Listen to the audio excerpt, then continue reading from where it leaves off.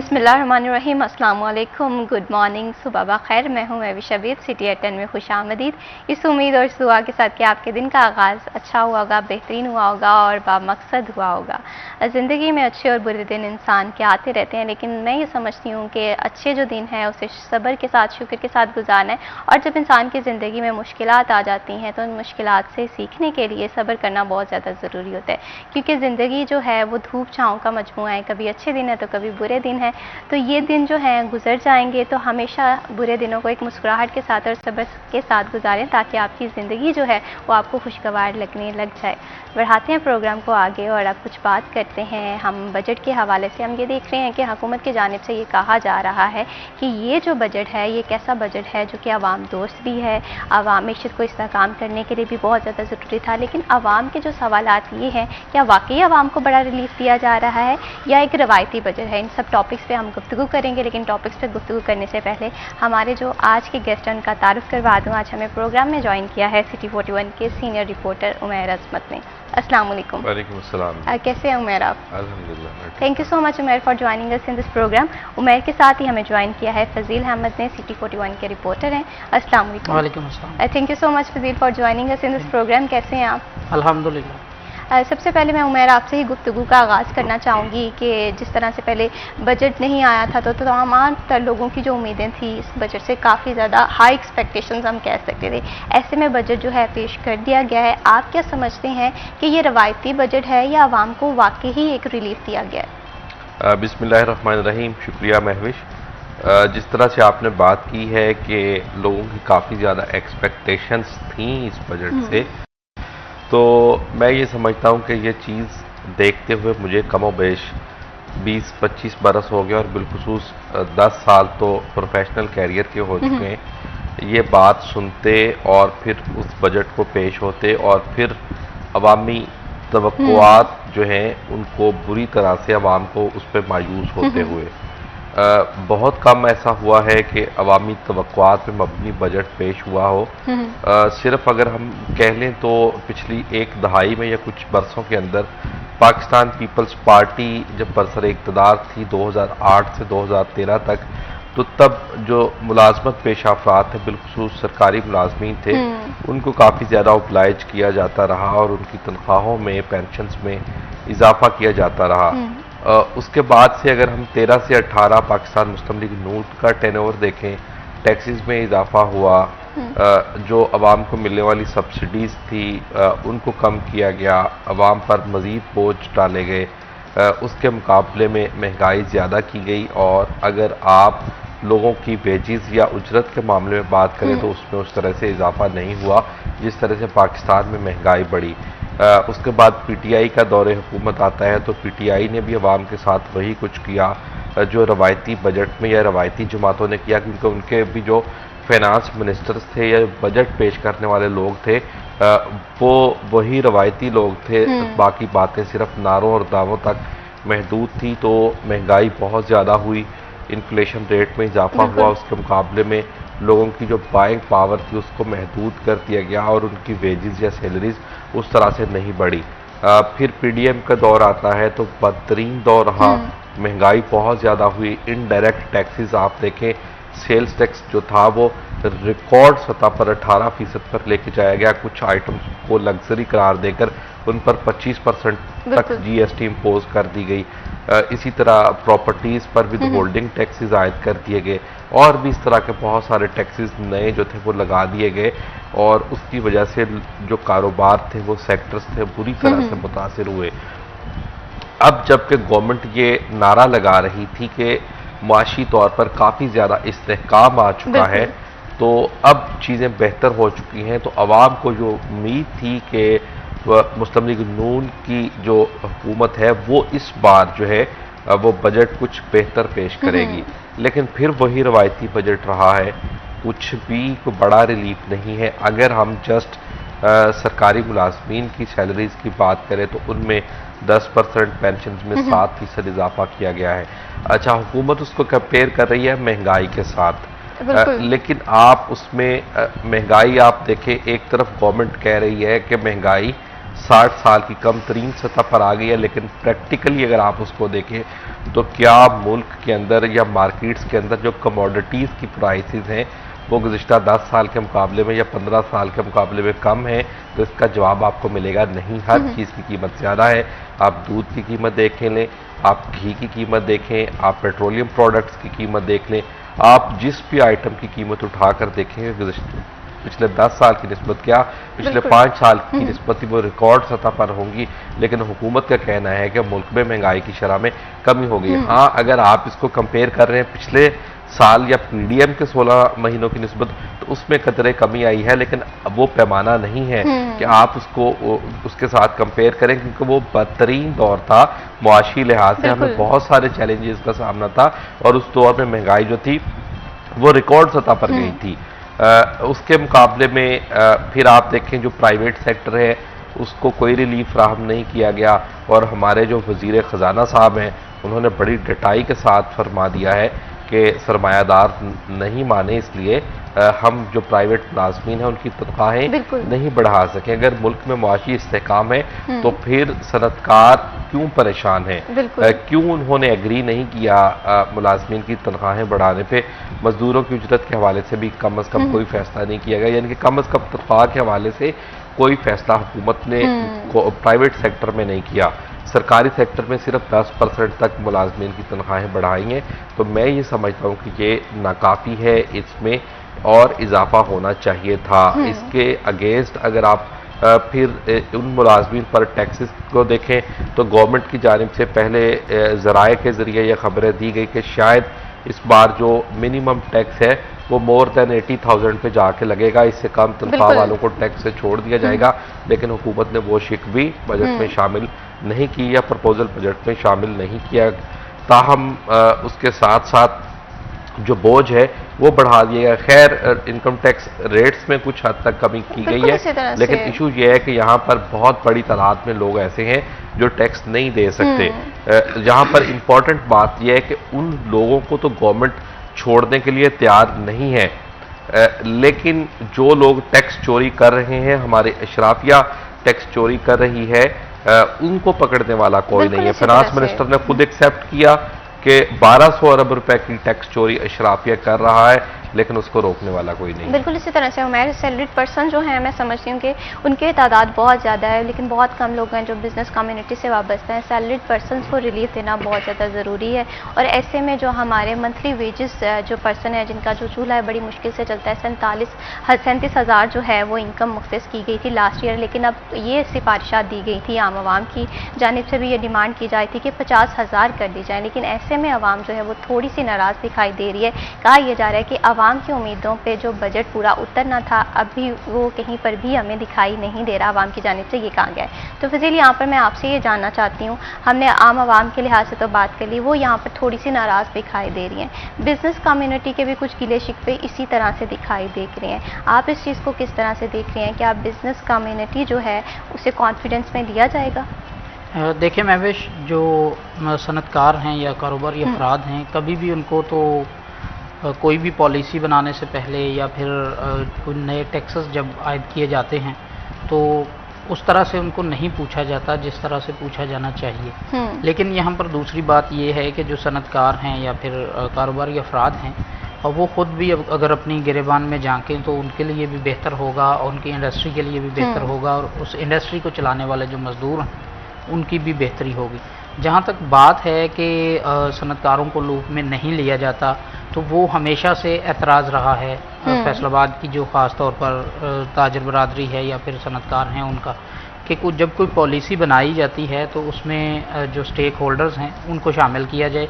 और फिर ये दूसरा बड़ा मुतालबा रहता है कि कोई भी पॉलिसी जब बनाई जाए तो उसको लॉन्ग टर्म बनाया जाए। ये नहीं कि 1 साल के लिए, 6 माह के लिए या 2 साल के लिए हो, बल्कि कम से कम जो एक गवर्नमेंट आती है 5 साल के लिए, वो बेशक 5 साल रहे या ना रहे ये तो बात की बात है, लेकिन 5 साल के लिए कम से कम जो पॉलिसी है कोई भी वो बननी चाहिए। और जहाँ दूसरी बात मैंने की है कि सनतकार खुद भी अपने आप को देखें तो जो मज़दूरों की सैलरी है जो 37,500 या 37,000 मुकर्रर की गई थी, उस पर तो अमल दरामद होना चाहिए ना। जो लोग कह रहे हैं, मज़दूर कह रहे हैं कि जी 50,000 कम से कम होनी चाहिए सैलरी, वो खुद भी जो मजदूर लीडर हैं, रहनुमा हैं, उनको चाहिए कि वो 50,000 की बजाय सिर्फ ये कहें कि जो तय की गई है 37,000 वही मजदूर को मिल जाए। फैसलाबाद शहर के अंदर तकरीबन कोई 70-80% जो इंडस्ट्री है वो इस पर अमल दरामद नहीं कर रही है। बिल्कुल 15-20-25% इंडस्ट्री जो है वो देती है सैलरीज जो गवर्नमेंट की जानिब से तय की जाती है गजट नोटिफिकेशन के मुताबिक। इसके अलावा कोई भी नहीं देता।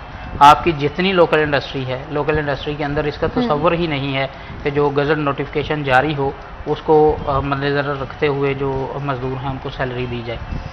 तो जो कारोबारी अफराद हैं जब खुद मुतालबात करते हैं गवर्नमेंट से, तो उनको चाहिए कि एक तो वो जो अपने मजदूर हैं उनकी सैलरी पूरी दें, और दूसरा अगर आप ये देख लें कि क्या हम खुद से इस रियासत को पूरे टैक्सेस अदा कर रहे हैं, कहीं पर हम कोई टैक्स की चोरी तो नहीं कर रहे, उसके बाद फिर मुतालबात आपके होने चाहिए। ये नहीं है कि आप खुद जो आपका फ़र्ज़ बनता है वो आप पूरा ना करें और उल्टा आप रियासत से फिर ये डिमांड करें कि हमें ये चाहिए, हमें ये भी चाहिए। जब तक आप अपना फ़र्ज़ अदा नहीं करते फिर आपका भी हक नहीं बनता कि आप रियासत से कुछ डिमांड करें। बिल्कुल इसी तरह से फजील, अगर हम बिज़नेस कम्युनिटी के हवाले से बात करें तो वो इस बजट से लेकर थोड़ा सा खफा नज़र आ रहे थे, लेकिन कहीं ना कहीं मैं ये समझती हूँ कि टैक्स पे करना बहुत ज़्यादा ज़रूरी होता है। टैक्स के निज़ाम को बेहतर करने के लिए भी इक़दाम करने चाहिए। यहाँ पर मेरा सवाल आपसे कि अगर हम पाकिस्तान का बुनियादी मसला देखें when it's comes to tax collection, तो अनडॉक्यूमेंटेशन यहाँ का एक अहम मसला है। इस बजट में जिस तरह से नॉन फाइलर के इर्द गिर्द घेरा तंग किया जा रहा है, आप इस चीज़ को किस तरह से देख रहे हैं? क्या ये जो मसला रहा है अनडॉक्यूमेंटेशन का वो हल होता हुआ दिखाई दे रहा है आपको? देखिए, मसला रहा है नहीं, इस वक्त भी मौजूद है। गुज़श्ता 2-3 सालों में पाकिस्तान में टैक्स टू जीडीपी या टैक्स नेट में रजिस्टर्ड होने वाले की तादाद में काफ़ी ज़्यादा इजाफा हुआ है, और अब ये कहीं राउंड अबाउट 11% जो है वो है, या टैक्स की शरह अगर हमारे मुल्क में कही जाए तो वो 10.5 to 11% के दरमियान है। लेकिन यहाँ पर इश्यूज ये है कि आज भी एक बहुत बड़ी तादाद ऐसे लोगों की है जो कि टैक्स नहीं देते, वो कारोबार कर रहे हैं मगर इसके बावजूद वो टैक्स अदायगी नहीं करते। ये लोग सबसे बड़ा चैलेंज है। उनके लिए इस बजट में कुछ तजावीज़ शामिल की गई हैं, बिलखुसूस नॉन फाइलर्स के हवाले से कि नॉन फाइलर्स पे काफ़ी ज़्यादा नॉन फाइलर के हवाले से जो तजावीज़ दी हैं ये यकीनन बहुत ज़्यादा इंपॉर्टेंट भी होंगी हमारे नाज़रीन के लिए भी, और वो जानना चाहेंगे कि नॉन फाइलर के इर्द गिर्द घेरा जो है वो किस तरह से तंग किया जा रहा है और किस तरह से नॉन फाइलर जो है वो अपने आप को फाइलर में कन्वर्ट कर सकते हैं। इन टॉपिक्स पर हम गुफ्तगू करेंगे, लेकिन अभी वक्त है एक छोटी सी ब्रेक की, मत जाइए, हमारे साथ रहिए।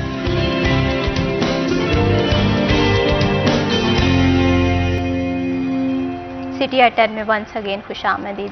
टैक्स पे करना या टैक्स के निज़ाम को बेहतर करना मैं समझती हूँ किसी भी मुल्क के लिए बहुत इंपॉर्टेंट हो सकता है, क्योंकि ना सिर्फ टैक्स पे करने से शहर की जो ब्यूटिफिकेशन है उस पर अच्छा काम हो सकता है, इसी के साथ साथ एजुकेशन सिस्टम है वो भी इम्प्रूव हो सकता है, हेल्थ फैसिलिटीज़ जो हैं वो शहरियों को बेहतर तौर पर दिखाई देती हैं। ऐसे में पाकिस्तान का सबसे बुनियादी और अहम मसला ये है, जब टैक्स कलेक्शन के मामले पर बात हो तो यहाँ पर डॉक्यूमेंटेशन जो है उस तरह से नहीं है, अनडॉक्यूमेंट इकॉनमी है। ऐसे में हुकूमत ने एक बड़ा फैसला किया है कि जो नॉन फाइलर्स हैं उन्हें फाइलर में कन्वर्ट करना है। इसके लिए बड़ी सख्त शराइत भी रखी गई हैं। अब देखना यह है कि ये चीज़ें किस तरह से इम्प्लीमेंट होती हैं। इस पर मैं उमर आपसे ये जानना चाहूँगी कि जिस तरह से हमने देखा है इस बजट में एक हिस्सा बहुत इंपॉर्टेंट है, वो ये है कि जो नॉन फाइलर हैं उन्हें फाइलर की तरफ लेकर आना है। तो आप इस चीज़ को किस तरह से देखती हैं कि माजी में तो हमने देखा है ये कोशिशें की गई थी, क्या अब इन कोशिशों को हम हकीकत में बदलता हुआ देखेंगे? देखें, इस हवाले से अगर कोशिशें की जाएं, कुछ मुश्किल काम है, कुछ वक्त लगेगा, लेकिन मैं ये समझता हूँ कि नामुमकिन नहीं है। लेकिन इनकी वजह से हमें नुकसान बहुत ज़्यादा हो रहा है। नॉन फाइलर्स के लिए या वो लोग जो टैक्स नहीं देते उनके लिए बजट में जो तजावीज़ रखी गई हैं उनमें सबसे इम्पॉर्टेंट ये है कि नॉन फाइलर की कैटेगरी ही ख़त्म की जाएगी। सिर्फ एक कैटेगरी होगी टैक्स देने वाले लोग और एक टैक्स ना देने वाले लोग, दो कैटेगरीज होंगी। टैक्स देना या टैक्स चोरी वो एक बात की बात है, लेकिन एक बहुत बड़ी तादाद ऐसी है जो टैक्स नेट में रजिस्टर्ड ही नहीं है। उनका कुछ पता ही नहीं चलता आपको, गवर्नमेंट को, कि ये लोग कितना कारोबार कर रहे हैं, क्या कर रहे हैं, इन लोगों के पास कितना पैसा है, इनके असासे कितने हैं, इनके पास पैसा कहाँ से आ रहा है, और इनका कारोबार जो है वो जितना भी है वो कैश पे चल रहा है। मतलब डिजिटल ट्रांजैक्शन ये लोग नहीं करते। तो कहा जाता है, कोई खरीदारी बिल्कुल। करता है तो कैश में पैसे लेते हैं, खुद आगे से कुछ प्रोडक्ट्स खरीदते हैं, मसनूआत खरीदते हैं, उनको भी कैश में पैसे देते हैं। अच्छा, अब एक पहली उसमें बुनियादी चीज़ ये है कि नॉन फाइलर की कैटेगरी ख़त्म होगी। फिर इन पे कुछ पाबंदियाँ का जिक्र है कि उनको सफरी पाबंदियाँ उन पर आयद होंगी कि वो बैरून मुल्क सफ़र में एयर सफ़र ट्रैवलिंग नहीं कर सकेंगे। उसके साथ साथ फिर उनके बैंक अकाउंट्स खोलने पर पाबंदी आयद होगी, उनके गाड़ियाँ खरीदने पर पाबंदी आयद होगी, लेकिन उसमें भी कुछ शराइत रखी गई हैं। छोटी गाड़ियाँ खरीदने की इजाज़त होगी, प्रॉपर्टीज़ की खरीदो फरोख्त पर पाबंदी आयद होगी कि वो प्रॉपर्टीज़ की खरीदो फरोख्त नहीं कर सकेंगे।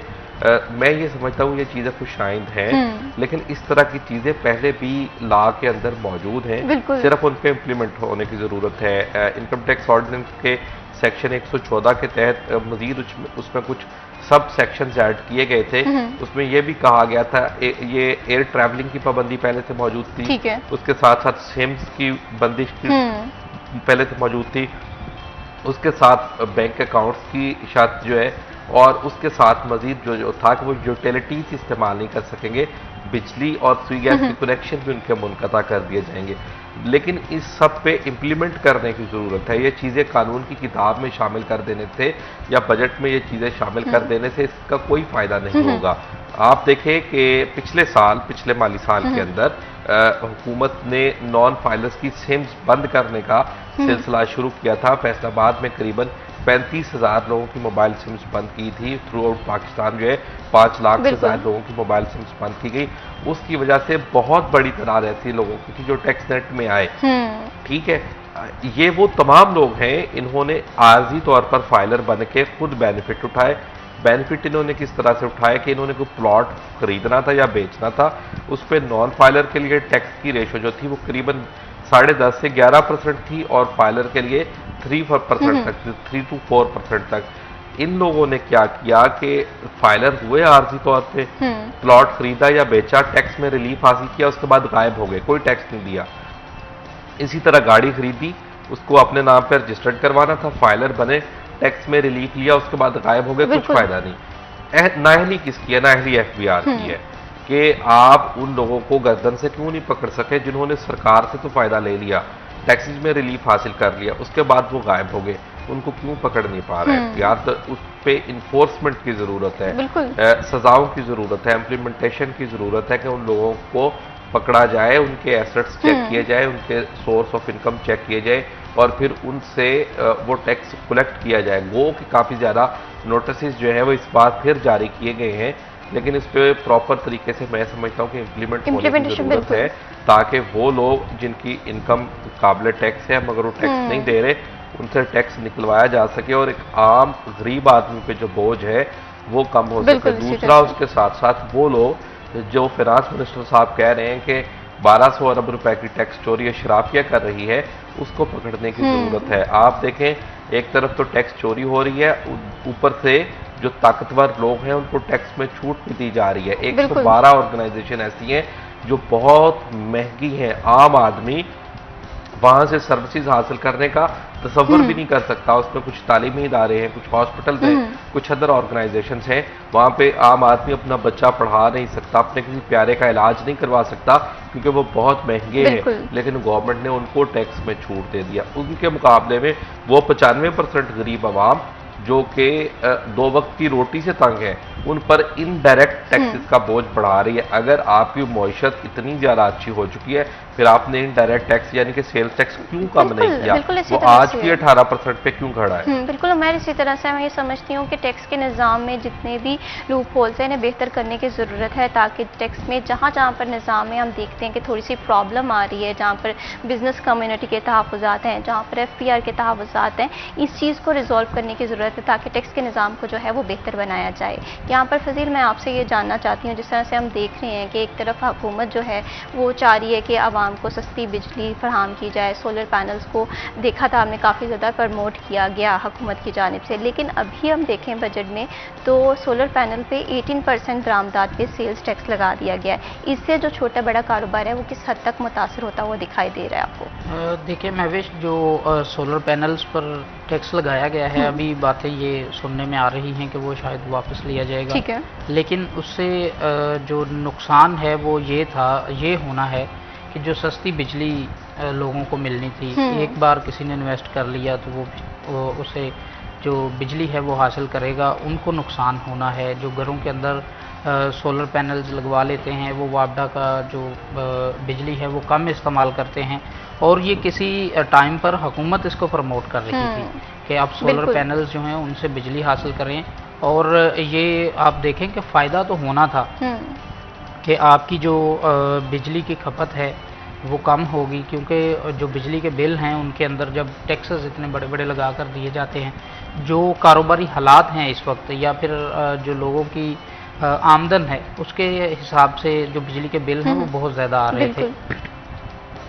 अब उसके साथ जो जुड़ी दूसरी चीज़ें हैं जो सोलर पैनल्स पर चलती हैं, उनके रेट्स ऑटोमेटिकली जो हैं वो बढ़ जाते हैं, जिसमें जो सोलर पर चलने वाले पंखे हैं या फिर आपकी फ्रिज है, एसी है, वो तमाम चीज़ें भी महंगी हो जाती हैं, क्योंकि एक चीज़ का जब रेट बढ़ता है तो उसकी जो पूरी चेन है वो मुतासर होती है। तो अब ये सुनने में तो आ रहा है कि शायद जो सोलर पैनल्स पर टैक्स है वो उसको वापस लिया जाएगा। अगर वापस लिया जाता है तो ये बहुत अच्छी चीज़ है, क्योंकि बहुत ज़्यादा लोगों की तादाद जो है वो अब सोलर पैनल्स पर शिफ्ट होना शुरू हो चुकी है। इसमें बेशक जो तकसीमकार कंपनीज़ हैं उनका वो नुकसान होगा, लेकिन आम लोग जो ये बर्दाश्त नहीं कर सकते कि उनकी आमदन 50,000 हो और बिजली का बिल उनको 25-26 हज़ार आ रहा हो, तो वो किस तरह से अदा करेंगे। तो अगर वो कुछ सेविंग करके कुछ सोलर पैनल पर शिफ्ट हो जाते हैं तो वो अपना फ़ायदा कर रहे हैं। इसका मतलब ये नहीं है कि आप सोलर पैनल पर भी टैक्स लगा दें कि वो जो अपनी जमा पूंजी करके ख़रीदना चाह रहे थे वो भी ना ख़रीद सकें, क्योंकि जब उन्होंने सोलर लगवाने हैं तो वो ज़ाहिर सी बात है उन्होंने अपनी जो घर की चीज़ें हैं, पंखे हैं, एसी है या फिर फ्रिज है, तो वो भी उसके मुताबिक ख़रीदनी है। वो तमाम चीज़ें जब महंगी हो जाएंगी, जो उसकी जमा पूंजी थी उसके बाद फिर उसको उसका 100% दोबारा से फिर जमा करना पड़ेगा।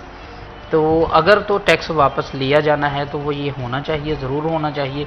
और जो आम लोग हैं जो इस दौर के अंदर बिजली के बिल अदा नहीं कर सकते, उनके लिए ये सहूलत ज़रूर होनी चाहिए कि सोलर पैनल जो हैं उनसे टैक्स 18% जो लगाया गया है इसको ख़त्म होना चाहिए। बिल्कुल इसी तरह से अगर हम बिजली की कीमत के हवाले से बात करें तो एक शहरी की यही डिमांड थी कि बिजली की कीमत को मज़ीद कम किया जाए, और ऐसे में सोलर पैनल जो है वो आवाम का एक अहम ज़रिया थे जिसकी वजह वो बिजली की कम कीमत का फ़ायदा उठा सकते थे। लेकिन ऐसे में ये जो हालिया टैक्स है दरामदात पे सोलर की 18%, ये यकीनन एक बड़ा नाखुश स्टेप है जिसकी वजह से शहरी परेशान भी दिखाई दे रहे हैं। हम देखना ये है कि क्या वाकई ही ये जो सेल्स पर टैक्स लगाया जा रहा है 18% सोलर पे, ये वापस लिया जाता है या नहीं। अभी वक्त है एक छोटी सी ब्रेक का, कीमत चाहिए हमारे साथ रहिए।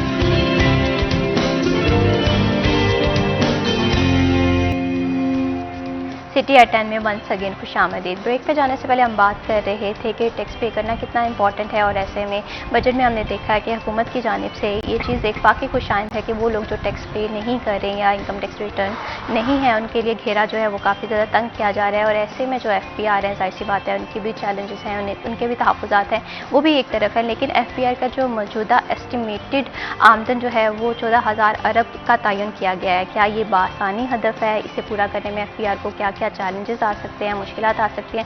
इस पे मैं उमर आपकी एक्सपर्ट राय ज़रूर लेना चाहूँगी, क्योंकि आपने देखा है कि FBR की जानिब से भी तहफ़्फ़ुज़ात होते हैं, टैक्स पे करने की जानिब से भी कुछ ना कुछ हमारी बिजनेस कम्युनिटी है, इंडस्ट्रियलिस्ट हैं, यहाँ पर एक गैप दिखाई दे रहा है। और ऐसे में FPR का जो मौजूदा एस्टिमेटेड आमदन है जो कि 14,000 अरब है, इस चीज़ को आप किस तरह से देखते हैं? क्या ये आसान हदफ है?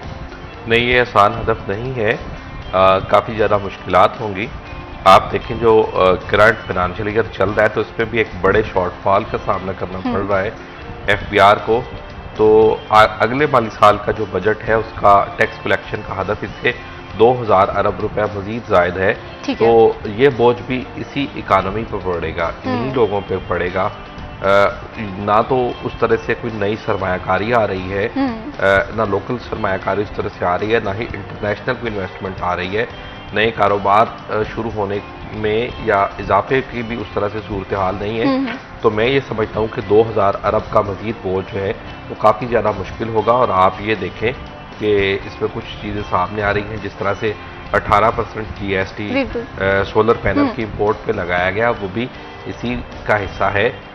इसी तरह अगर हम ऑनलाइन बिजनेसेस की बात करें तो उन पे 18% GST इम्पोज किया जा रहा है, वो भी इसी में से निकलेगा। छोटी गाड़ियां जिन पे 12-12.5% के हिसाब से सेल्स टैक्स आयद किया गया था या आयद है इस पर, उन पे भी 18% GST चला जाएगा। उससे भी आम मुतवसत तबका मुतासिर होगा। इस तरह बहुत सारी ऐसी चीज़ें हैं जिनके अंदर टैक्स में सब्सिडीज़ दी जा रही थी, उन सब्सिडीज़ को ख़त्म किया जा रहा है और वहाँ पर सेल्स टैक्स पूरा इम्पोज किया जा रहा है। वहाँ पर भी उसके असरात मुरतब होंगे। तो जब इन तमाम चीज़ों का इम्पैक्ट ओवरऑल पड़ेगा तो वो काफ़ी ज़्यादा होगा, क्योंकि आप देखें जितनी सब्सिडीज़ ख़त्म होंगी तो बराह रास्त उनका असर आवाम पर पड़ेगा, महंगाई में मज़ीद इजाफा होगा। पेट्रोलियम प्रोडक्ट्स की हम बात करते हैं तो पेट्रोलियम लेवी जो है वो आने वाले साल में उसमें मज़ीद इजाफा होगा। तो अगर पेट्रोलियम प्रोडक्ट्स सस्ती होती भी हैं तो उनका बेनिफिट आवाम को उस तरह से नहीं मिल पाएगा, क्योंकि 20-22 रुपये मज़ीद लेवी जो है वो आयद की जाएगी। तो उससे पेट्रोल प्रोडक्ट्स जो है फी लीटर उनकी कीमत में आप देखें 20-22 रुपये स्टेप बाय स्टेप जो है वो उसमें इजाफा होगा। तो ये सारी चीज़ें परेशान कुन है कि इतनी कोई आसान चीज़ें नहीं है, या आवाम में उस टैक्सेस में आवाम के लिए कोई बड़ा रिलीफ नहीं है। गवर्नमेंट अभी तक नहीं बता सकी कि उसमें पब्लिक को कितना ज़्यादा रिलीफ दिया गया। हाँ ये है कि 2-3 के अलावा कोई बड़े मेजर टैक्सेस नए आयद नहीं किए गए। उसकी वजह यह है कि टैक्सेस पहले ही ऑलरेडी टॉप पे चले गए हैं, अब मजीद उसमें कुछ ज़्यादा गुंजाइश नहीं थी। आपने कितनी चीज़ों को लग्जरी बनाकर उन पर 25% GST इम्पोज कर दिया। पिछले माली साल के अंदर जो सेल्स टैक्स की शरह थी वो 17 से बढ़ाकर GST जो थी वो 18% कर दी। अब उस पर मजीद कितना इजाफा कर सकते हैं आप? तो महंगाई पहले बहुत ज़्यादा हो चुकी है, टैक्सेस का बोझ पहले बहुत ज़्यादा हो चुका है। तो अब मैं ये समझता हूँ कि हुकूमत को डायरेक्ट टैक्सेस पे ज़्यादातर फोकस करने की ज़रूरत है। गो के पहले की निस्बत डायरेक्ट टैक्सेस में कुछ इजाफा हुआ है, लेकिन उसको मज़ीद बेहतर करने की ज़रूरत है ताकि आने वाला जो वक्त है उसमें इनडायरेक्ट टैक्सेस की कमी हो सके। दूसरी जो चीज़ है वो ये है, जिस तरह आप लोग सोलर पे बात कर रहे थे कि गवर्नमेंट की कोई भी लॉन्ग टर्म पॉलिसी सामने नहीं आती। पिछले साल तक गवर्नमेंट खुद प्रमोट कर रही थी, इस साल तक गवर्नमेंट खुद प्रमोट कर रही थी सोलर को, फिर अचानक ही आपने उस पर 18% GST आयद कर दिया। भाई इसको क्लियर करने की ज़रूरत है, आप वाजे करें। एक नई चीज़ आई है, 2 साल से इसका जो ट्रेंड है वो ज़्यादा बढ़ना शुरू हुआ। खुद गवर्नमेंट ने इस पर GST या ड्यूटी की छूट दी। अब 2 साल बाद आपको याद आ रहा है कि नहीं इस पर आप 18% GST आयद कर दें। तो अवाम को ये बता दिया करे कम अज़ कम कि ये पॉलिसी जो है ये 2 साल के लिए है, 3 साल के लिए, फिर इसके बाद ये रिलैक्सेशन, ये छूट ख़त्म कर दी जाएगी। तो ये जो चीज़ है मैं समझता हूँ कि इसको भी कंट्रोल करने की ज़रूरत है।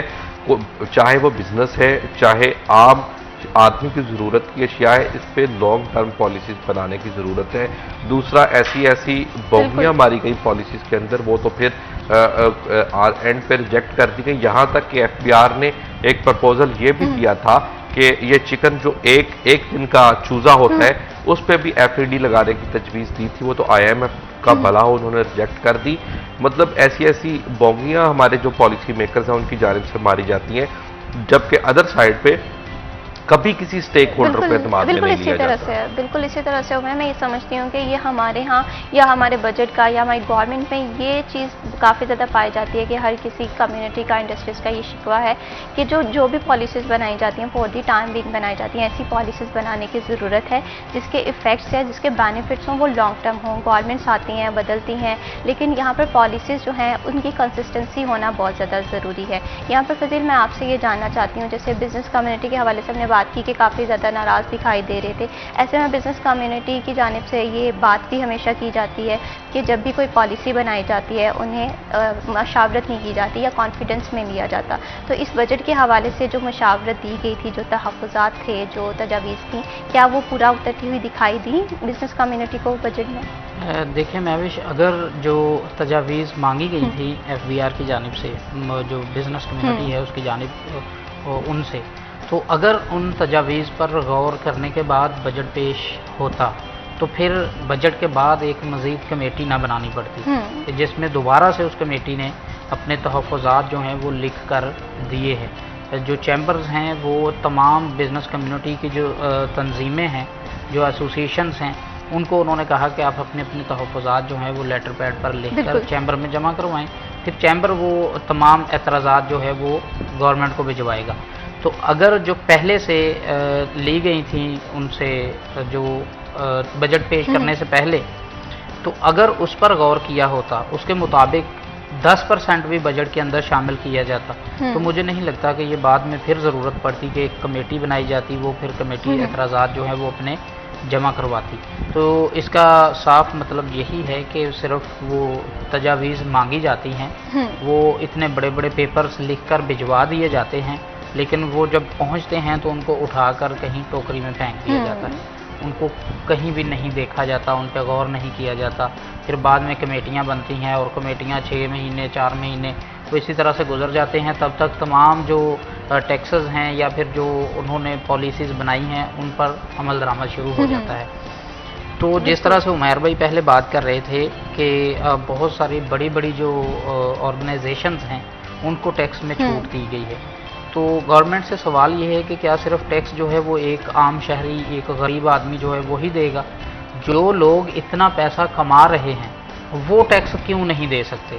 एक हस्पताल जिसके अंदर लोग जो हैं वो अपना कोई प्यारा जो है उसको ले जाने का सोच भी नहीं सकते, बिल्कुल, वो स्कूल या कॉलेज जहाँ पर अपना बच्चा पढ़ाने का आम आदमी जिसकी को 1 लाख रुपए तक भी सैलरी है महीने की, वो सोच भी नहीं सकता कि मेरा बच्चा यहाँ पर पढ़ेगा। आप उनको टैक्स की छूट दे रहे हैं, वो इतना पैसा कमा रहे हैं। और जो लोग छोटे लेवल पर कारोबार कर रहे हैं, जो कम आमदन है जिनकी, उनके ऊपर आप डायरेक्ट इनडायरेक्ट तमाम तरह के टैक्सेस लगाई जा रहे हैं। तो ये मैं समझता हूँ कि ज़्यादती है गवर्नमेंट की। आप उन ऑर्गेनाइजेशंस को मुकम्मल छूट ना दें, ठीक है, कोई ना कोई उसका रास्ता निकालना चाहिए। ये नहीं है कि उनको मुकम्मल छूट दे दी जाए, वो अरबों रुपए कमाएं और 1 रुपया भी टैक्स अदा ना करें। और एक बंदा है वो साल का 50 लाख कमाए और वो आपको 15-16 लाख रुपए टैक्स दे, तो ये ज़्यादती है। ये दोहरा मेयार नहीं होना चाहिए टैक्स का।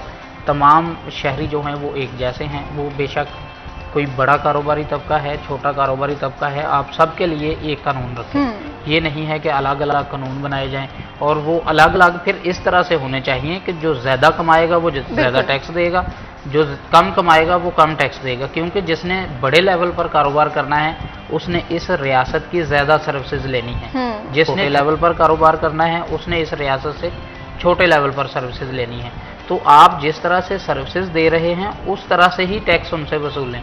ये नहीं है कि बड़े लोगों को छोड़ दिया जाए और छोटे लोगों को पकड़ लिया जाए। फिजिल, मैं समझती हूँ कि टैक्स निज़ाम को बेहतर करने की बहुत ज़्यादा ज़रूरत है। इसमें जो जो रिफॉर्म्स रिक्वायर्ड हैं, जहाँ पर हम देखते हैं कि एक गैप है, फीडबैक के अप्रोच की कमी है, वहाँ पर अगर ये चीज़ें इंप्लीमेंट हो जाए तो यकीनन जो FBR की जानिब से जो कवानीन राइज किए जाते हैं या गवर्नमेंट की जानिब से जो पॉलिसीज़ लेकर आई जाती हैं, उसके जो इफ़ेक्ट्स हैं या उसके जो बेनिफिट्स हैं वो हमें लॉन्ग टर्म पॉलिसीज़ में नज़र आएंगे। अभी वक्त एक छोटी सी ब्रेक आके मत जाइए, हमारे साथ रहिए।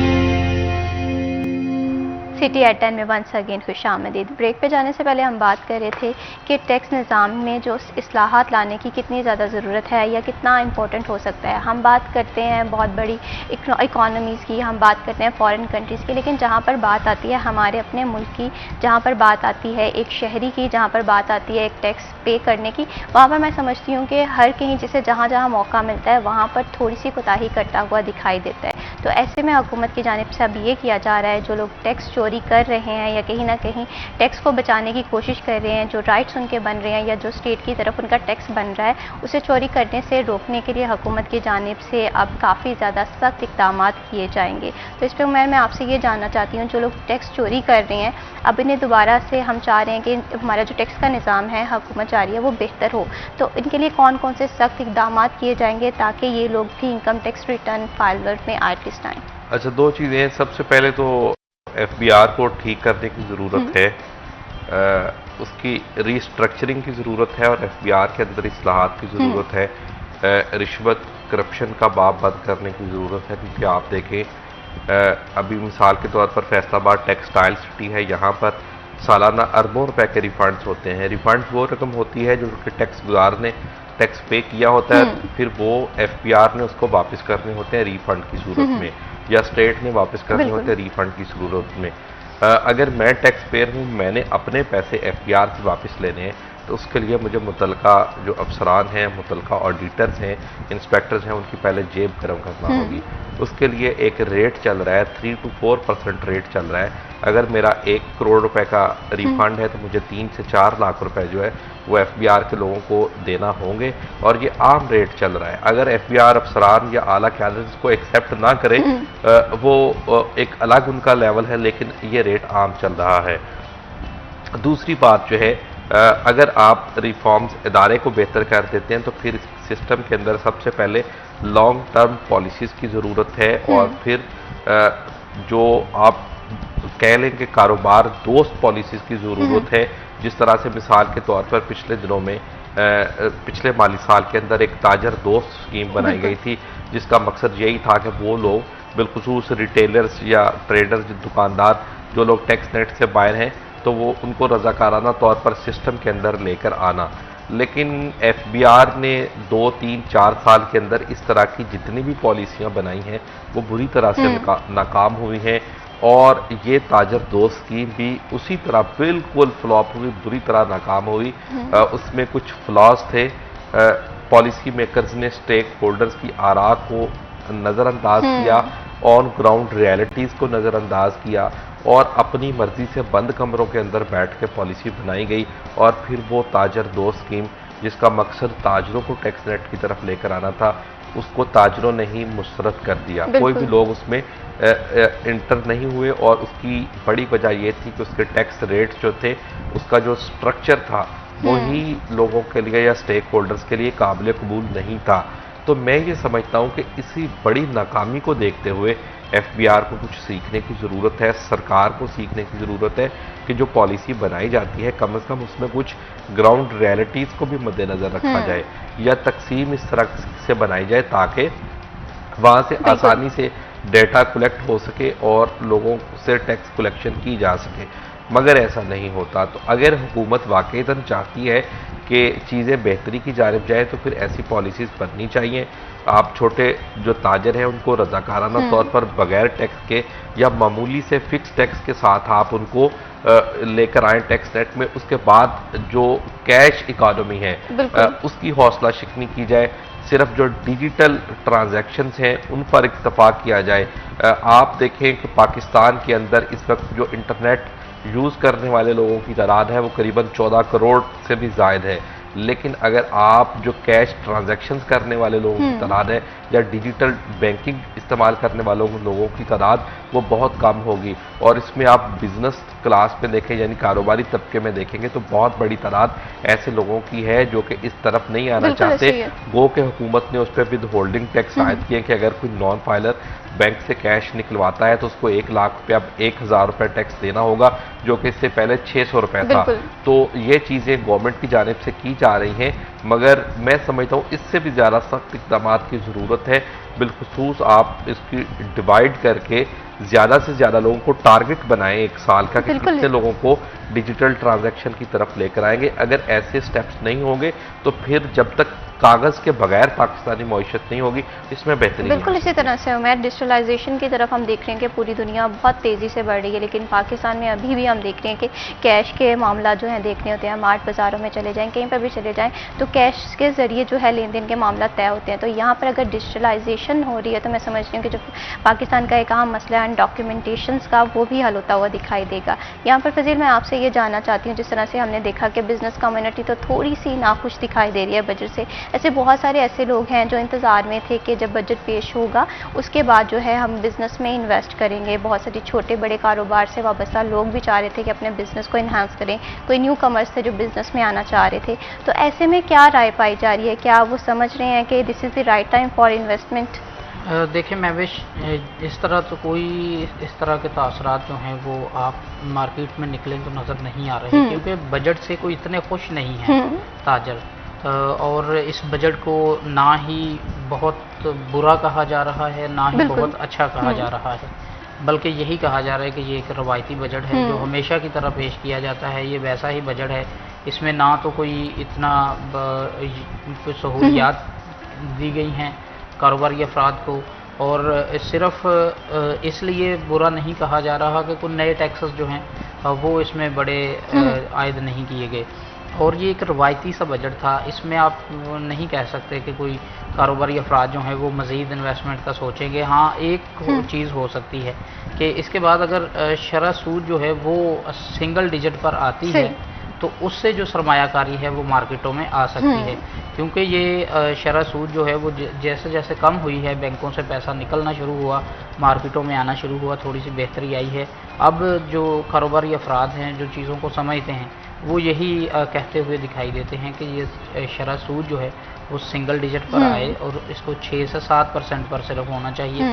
तो उसके बाद जो सरमायाकारी है वो मज़ीद मार्केटों में आएगी, जिससे कारोबार का पहिया चलेगा, मज़दूरों के लिए मजदूरी के जो मौके हैं वो भी बढ़ेंगे, और जब कारोबार के अंदर पैसा सर्कल करता है तो उससे मईशत में बेहतरी ज़रूर आती है। बिल्कुल इसी तरह से यहाँ पर फजील मैं आपसे एक और बात जानना चाह रही हूँ। जिस तरह से आपने बताया कि बहुत सारे लोग हैं जो ये चाह रहे हैं कि जो इंटरेस्ट रेशो है वो कम हो। ऐसे में आजकल डिजिटलाइजेशन की जैसे हमने बात की है कि डिजिटलाइजेशन का टाइम है, ऐसे में पूरी दुनिया जो है वो ऑनलाइन बिजनेस की तरफ जा रही है। ऐसे में बहुत सारे लोग हैं यहाँ फैसलाबाद में भी ऑनलाइन बिजनेस से वाबस्ता होना चाहते हैं। तो ऐसे में ऑनलाइन बिजनेस पे जो टैक्स लगे हैं, इस चीज़ को आप किस तरह से देख रहे हैं?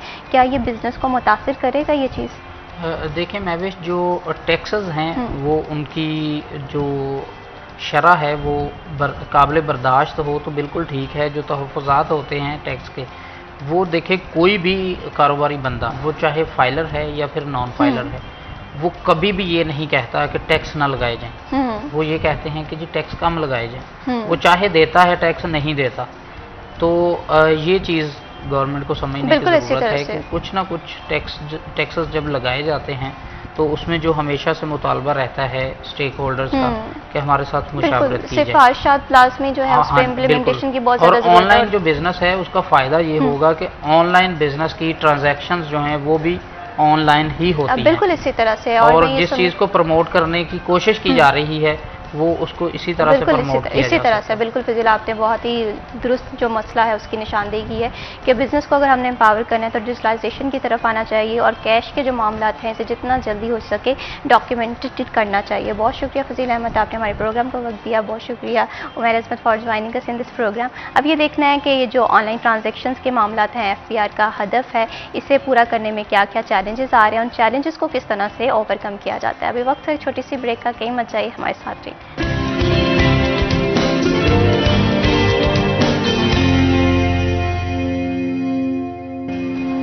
सिटी एट 10 में वंस अगेन खुशामदीद। बढ़ाते हैं प्रोग्राम को आगे, और जिस मौजू पे मैं बात करने वाली हूँ ये मसला हर किसी का नज़र आ रहा है। सोसाइटी के हवाले से बात करें, हम देखते हैं कि इंटॉलरेंस बहुत ज़्यादा है, मायूसी बहुत ज़्यादा है।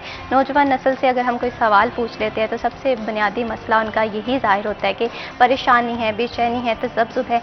ये देखने को तो बाज़ाहिर छोटे छोटे मसले हैं, लेकिन ये हमारी ज़िंदगियों को बहुत बुरी तरह अफेक्ट करते हैं। हमारी पर्सनल लाइफ, हमारे से जुड़े जितने रिश्ते हैं वो मुतासर होते हैं। हमारी कामयाबी, हमारा जो फेलियर है उससे लड़ने की जो ताकत है वो भी काफ़ी हद तक मुतासिर होती है। तो इस इशू को समझना, इसका हल बहुत ज़्यादा ज़रूरी है। मैं समझती हूँ कि हमारे सर में दर्द है, हम ये किसी को बता सकते हैं, लेकिन अगर हम परेशान हैं, हम डिप्रेशन में हैं, तो हम किसी को बताने से पहले 100 दफ़ा सोचते हैं। लेकिन असल मसला ये है, इस मसले पर हम बात करेंगे, लेकिन इस मसले पर बात करने से पहले जो हमारे आज के बहुत ही ख़ास मेहमान हैं उनका तारुफ करवा दूँ। यकीनन उनकी ज़ात जो है वो किसी तारुफ की मोहताज नहीं है। दूसरों के लिए आसानियाँ पैदा करना, एक डॉक्टर भी हैं और इसके साथ साथ मोटिवेशनल मोटिवेशनल स्पीकर्स भी हैं, ऐसे बहुत सारी चीज़ें हैं जो कि एक सोसाइटी में बेहतरी के लिए आती हैं और इनमें इनका किरदार काफ़ी ज़्यादा कलीदी है। मैं बात कर रही हूँ जावेद शरीफ घुमन साहब की। आप रेडियो थेरेपिस्ट हैं, सोशल साइंटिस्ट हैं और साथ ही साथ मोटिवेशनल स्पीकर भी हैं। अस्सलाम वालेकुम। वालेकुम। Thank you so much sir for joining us in this programme. कैसे हैं आप? माशाल्लाह इतनी काबिलियत, इतनी क्वालिटी, वो भी एक ही पर्सन में। हाँ, माय प्लेयर। बहुत बहुत शुक्रिया सर। आपसे मैं ज़रूर नौजवान नस्ल के मसले के हवाले से भी बात करूंगी। उसी के साथ साथ जो हमारे सेकंड गेस्ट हैं, यकीनन ये भी बहुत ही काबिल एहतराम है, मुअज़्ज़िज़ हैं। फैसलाबाद के मसाइल हो, फैसलाबाद का इशू हो, नौजवान नस्ल का मसला हो, कोई भी सोसाइटी के इशू हो, काफ़ी गहरी नज़र रखते हैं और मसले का हल भी बताते हैं बहुत अच्छे से। मैं बगैर किसी ताख़ीर के तारुफ़ करवाना चाहूँगी मियाँ काशिम महमूद साहब का। आप मेंबर हैं CEC पाकिस्तान अवामी तहरीक के। अस्सलाम वालेकुम। वालेकुम। कैसे हैं काशिफ साहब आप? अल्हम्दुलिल्लाह, अल्लाह का शुक्र। Thank you so much Kashif साहब for joining us in this program. सबसे पहले जावेद साहब आपसे मैं गुफ्तगू का आगाज़ करूंगी।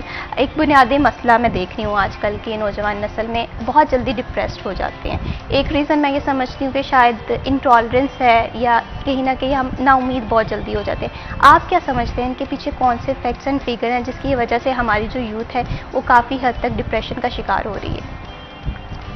अच्छा, सबसे इंटरेस्टिंग बात यह है कि जब हम जिक्र करते हैं पाकिस्तान में यूथ का, तो हम क्लेम करते हैं कि हमारे पास 65% ऐसे लोग हैं जिनको हम यूथ कंसिडर कर सकते हैं। बिल्कुल। और ये यकीनन हमारे मुल्क का असासा है अगर इसको बेहतर तरीके से पोटेंशियल के मुताबिक इस्तेमाल किया जाए। लेकिन उसके साथ साथ जैसे आपने जिक्र किया कि इंटॉलरेंस, बर्दाश्त का कम होना, शॉर्ट टेम्पर होना, ये बुनियादी तौर पर अगर ओवरऑल इसकी रीजनिंग का जायज़ा लिया जाए तो बड़ी आसानी से हम ये चीज़ समझ सकते हैं कि 50 साल पीछे अगर जाएं तो जैसा जहाज़ आप अब देखते हैं वैसा जहाज़ 50 साल पहले नहीं था। जो टीवी आपके बेडरूम में लगा है ये 50 साल पहले इसकी शक्ल ये नहीं थी। लेकिन अगर आप देखें कि ये चीज़ें डेवलप हो गई हैं तो हम वक्त के साथ साथ इंटरनली डेवलप क्यों नहीं हुए? बिल्कुल। जिसकी वजह से हमें इस तरह के इश्यूज आ रहे हैं। तो जिन कौमों ने तरक्की की है या जिन कौमों में ये मसाइल कम हैं, तो अगर हम तकाबली जायज़ा करते हैं पाकिस्तान के एटमॉस्फेयर का और उनके एटमॉस्फेयर का, तो बड़ी आसानी के साथ ये बात समझ में आती है कि उन्होंने अपनी अक़वाम की ग्रूमिंग के ऊपर काम किया। बिल्कुल। लेकिन दुख की बात ये है कि हमने बतौर कौम ग्रूम नहीं किया ज़हनी तौर पर। इंटरनली हम कोप अप नहीं कर पा रहे क्योंकि टेक्नोलॉजी धड़म से आके हमारे ऊपर गिरी है और अब हमें समझ नहीं आता कि हमने इसको कोप अप कैसे करना है। और ये एक बुनियादी फैक्टर है हमारे शॉर्ट टेम्पर होने का। और टेक्नोलॉजी ने इस तरीके से हमें ट्रांसफॉर्म किया है कि अब तहकीक के मुताबिक जो आपका अटेंशन स्पैन है वो 7 मिनट कुछ सेकंड के ऊपर है। बिल्कुल।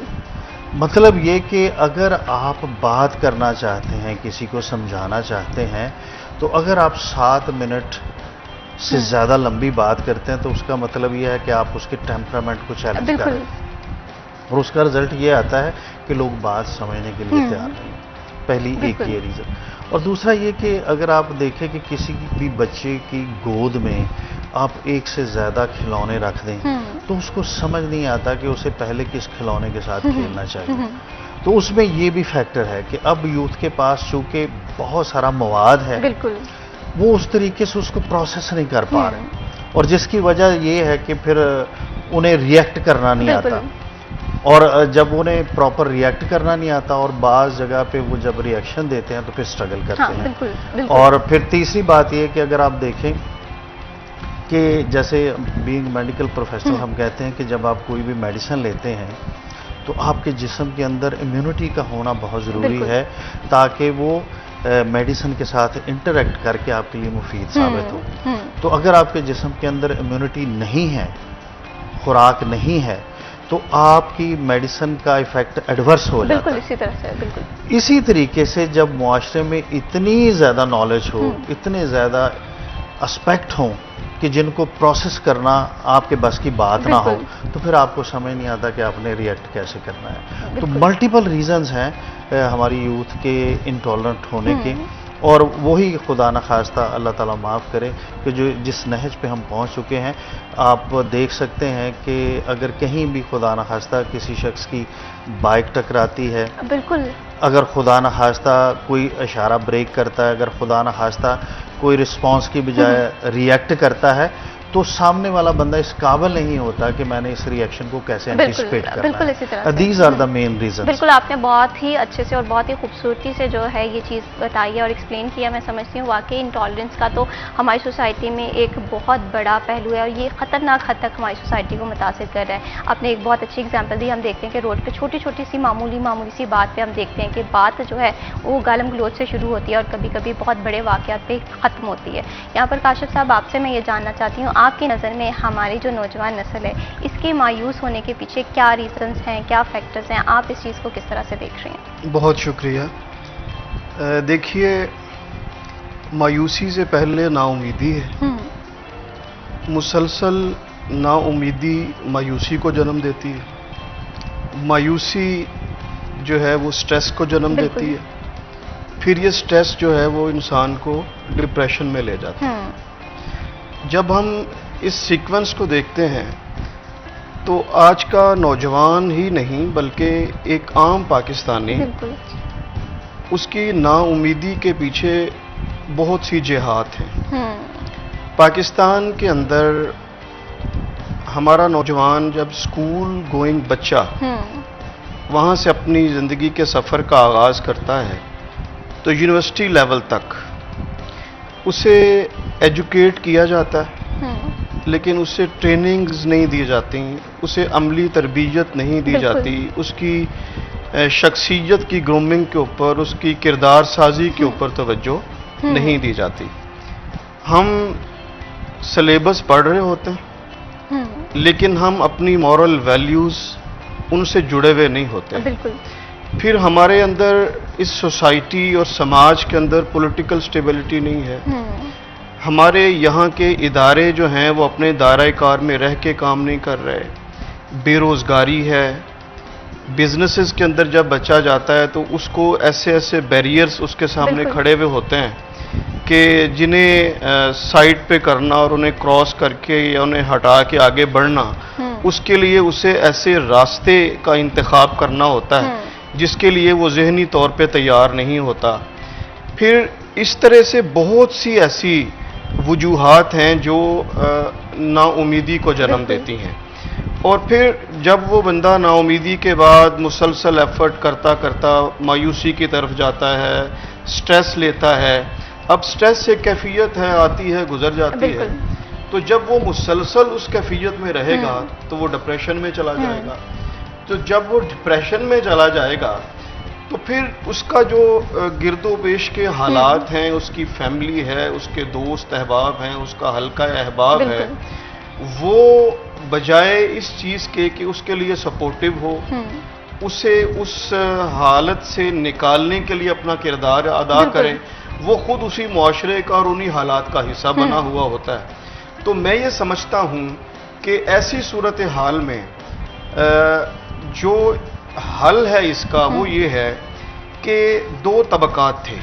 सही। एक हमारा मजहब है और एक हमारा मुआशरा है। बिल्कुल।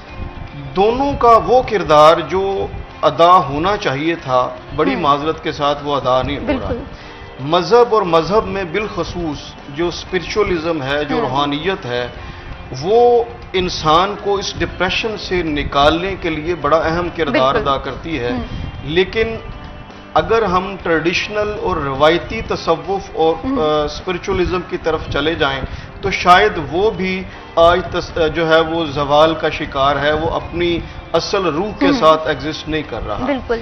तो मेरी दानिस्त में इस तरह के माहौल में जब हम इस्लाम का सहारा लेते हैं और अगर हमारे कॉन्सेप्ट क्लियर हों तो फिर जब इंसान की इन हालात में उम्मीद की डोर अपने रब से जुड़ जाती है तो उसके कॉन्सेप्ट क्लियर होना बड़ी शर्त है। तो फिर इंसान ग्रेजुअली इस हालत से बाहर निकलता है और न सिर्फ वो डिप्रेशन से बाहर निकलता है बल्कि वही उसके अंदर जो एक कुव्वत इरादी होती है जो उस डिप्रेशन की वजह से खत्म हो चुकी होती है, कुव्वत इरादी खत्म होने के बाद उसकी कुव्वत मुदाफियत भी खत्म हो रही होती है।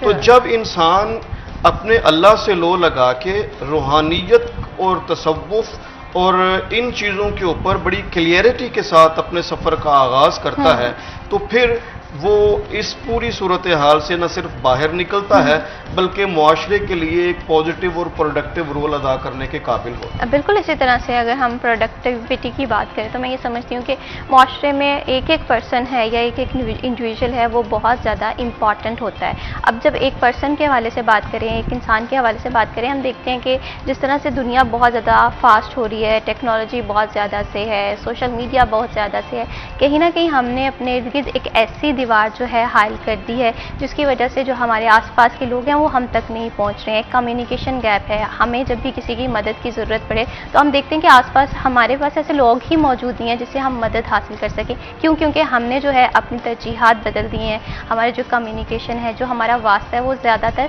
सोशल मीडिया पर या टेक्नोलॉजी पर है, जिसकी वजह से भी मैं समझती हूँ कि डिप्रेशन जो है काफ़ी हद तक बढ़ता हुआ दिखाई दे रहा है। यहाँ पर जावेद साहब, मैं आपसे ये जानना चाहती हूँ, जिस तरह से हमने अभी डिप्रेशन के हवाले से बात की है, एक और बहुत बड़ा मसला हम देख रहे हैं कि बेयकीनी बहुत ज़्यादा है। When it's comes to your career, your study, हम देखते हैं कि एक इंसान को अपने आप पे यकीन ही नहीं है। इसके पीछे क्या फैक्टर्स हैं? क्या आप समझते हैं कि हमारी सोसाइटी उतनी सपोर्टिव नहीं है एक पर्सन को आगे बढ़ाने में, या एक पर्सन में खुद इतनी विल होनी चाहिए कि उसे आसपास की सराउंडिंग की ज़रूरत ही ना? अच्छा, ये बड़ी इम्पॉर्टेंट चीज़ आपने छेड़ा ये टॉपिक कि बुनियादी तौर पे एक शख्स जो बेयकीनी का शिकार है उसका अपना रोल कितना है कि उसको यकीन हो जाए कि वो कामयाब होगा या जिस जगह वो खड़ा है वो वही जगह डिजर्व करता है या उसे और किसी मुकाम को अचीव करना है। दूसरा किरदार है स्टेक होल्डर्स का कि वो कितना रोल प्ले कर रहे हैं या वो कितना रोल प्ले नहीं कर रहे जो उन्हें करना चाहिए। तो उसमें चूंकि कोई भी शख्स जब बेयकीनी की सूरत हाल का शिकार होता है तो उसे सबसे पहले डिसाइड करना है कि क्या खुदा न खास्ता इस वक्त जिस मुकाम पे मैं हूँ, जहाँ पे मुझे पूरा यकीन ही नहीं है कि खुदा न खास्ता मेरा मुस्तकबिल जो है वो बच जाएगा या मेरा बेहतर मुस्तकबिल मेरे सामने आ जाएगा या नहीं आएगा। बिल्कुल, हमारी नौजवान नस्ल जो है सर इस मसले से इतनी ज़्यादा दो चार है कि अपने आप पे यकीन नहीं है, मुश्किलात बहुत ज़्यादा है और यकीनन बहुत सारे लोग हमें देख भी रहे होंगे, इस मसले का हल भी जानना चाहते होंगे, लेकिन थोड़ा सा आपको इंतजार करना पड़ेगा। अभी वक्त से एक छोटी सी ब्रेक है, कहीं मत जाइए, हमारे साथ रहिए।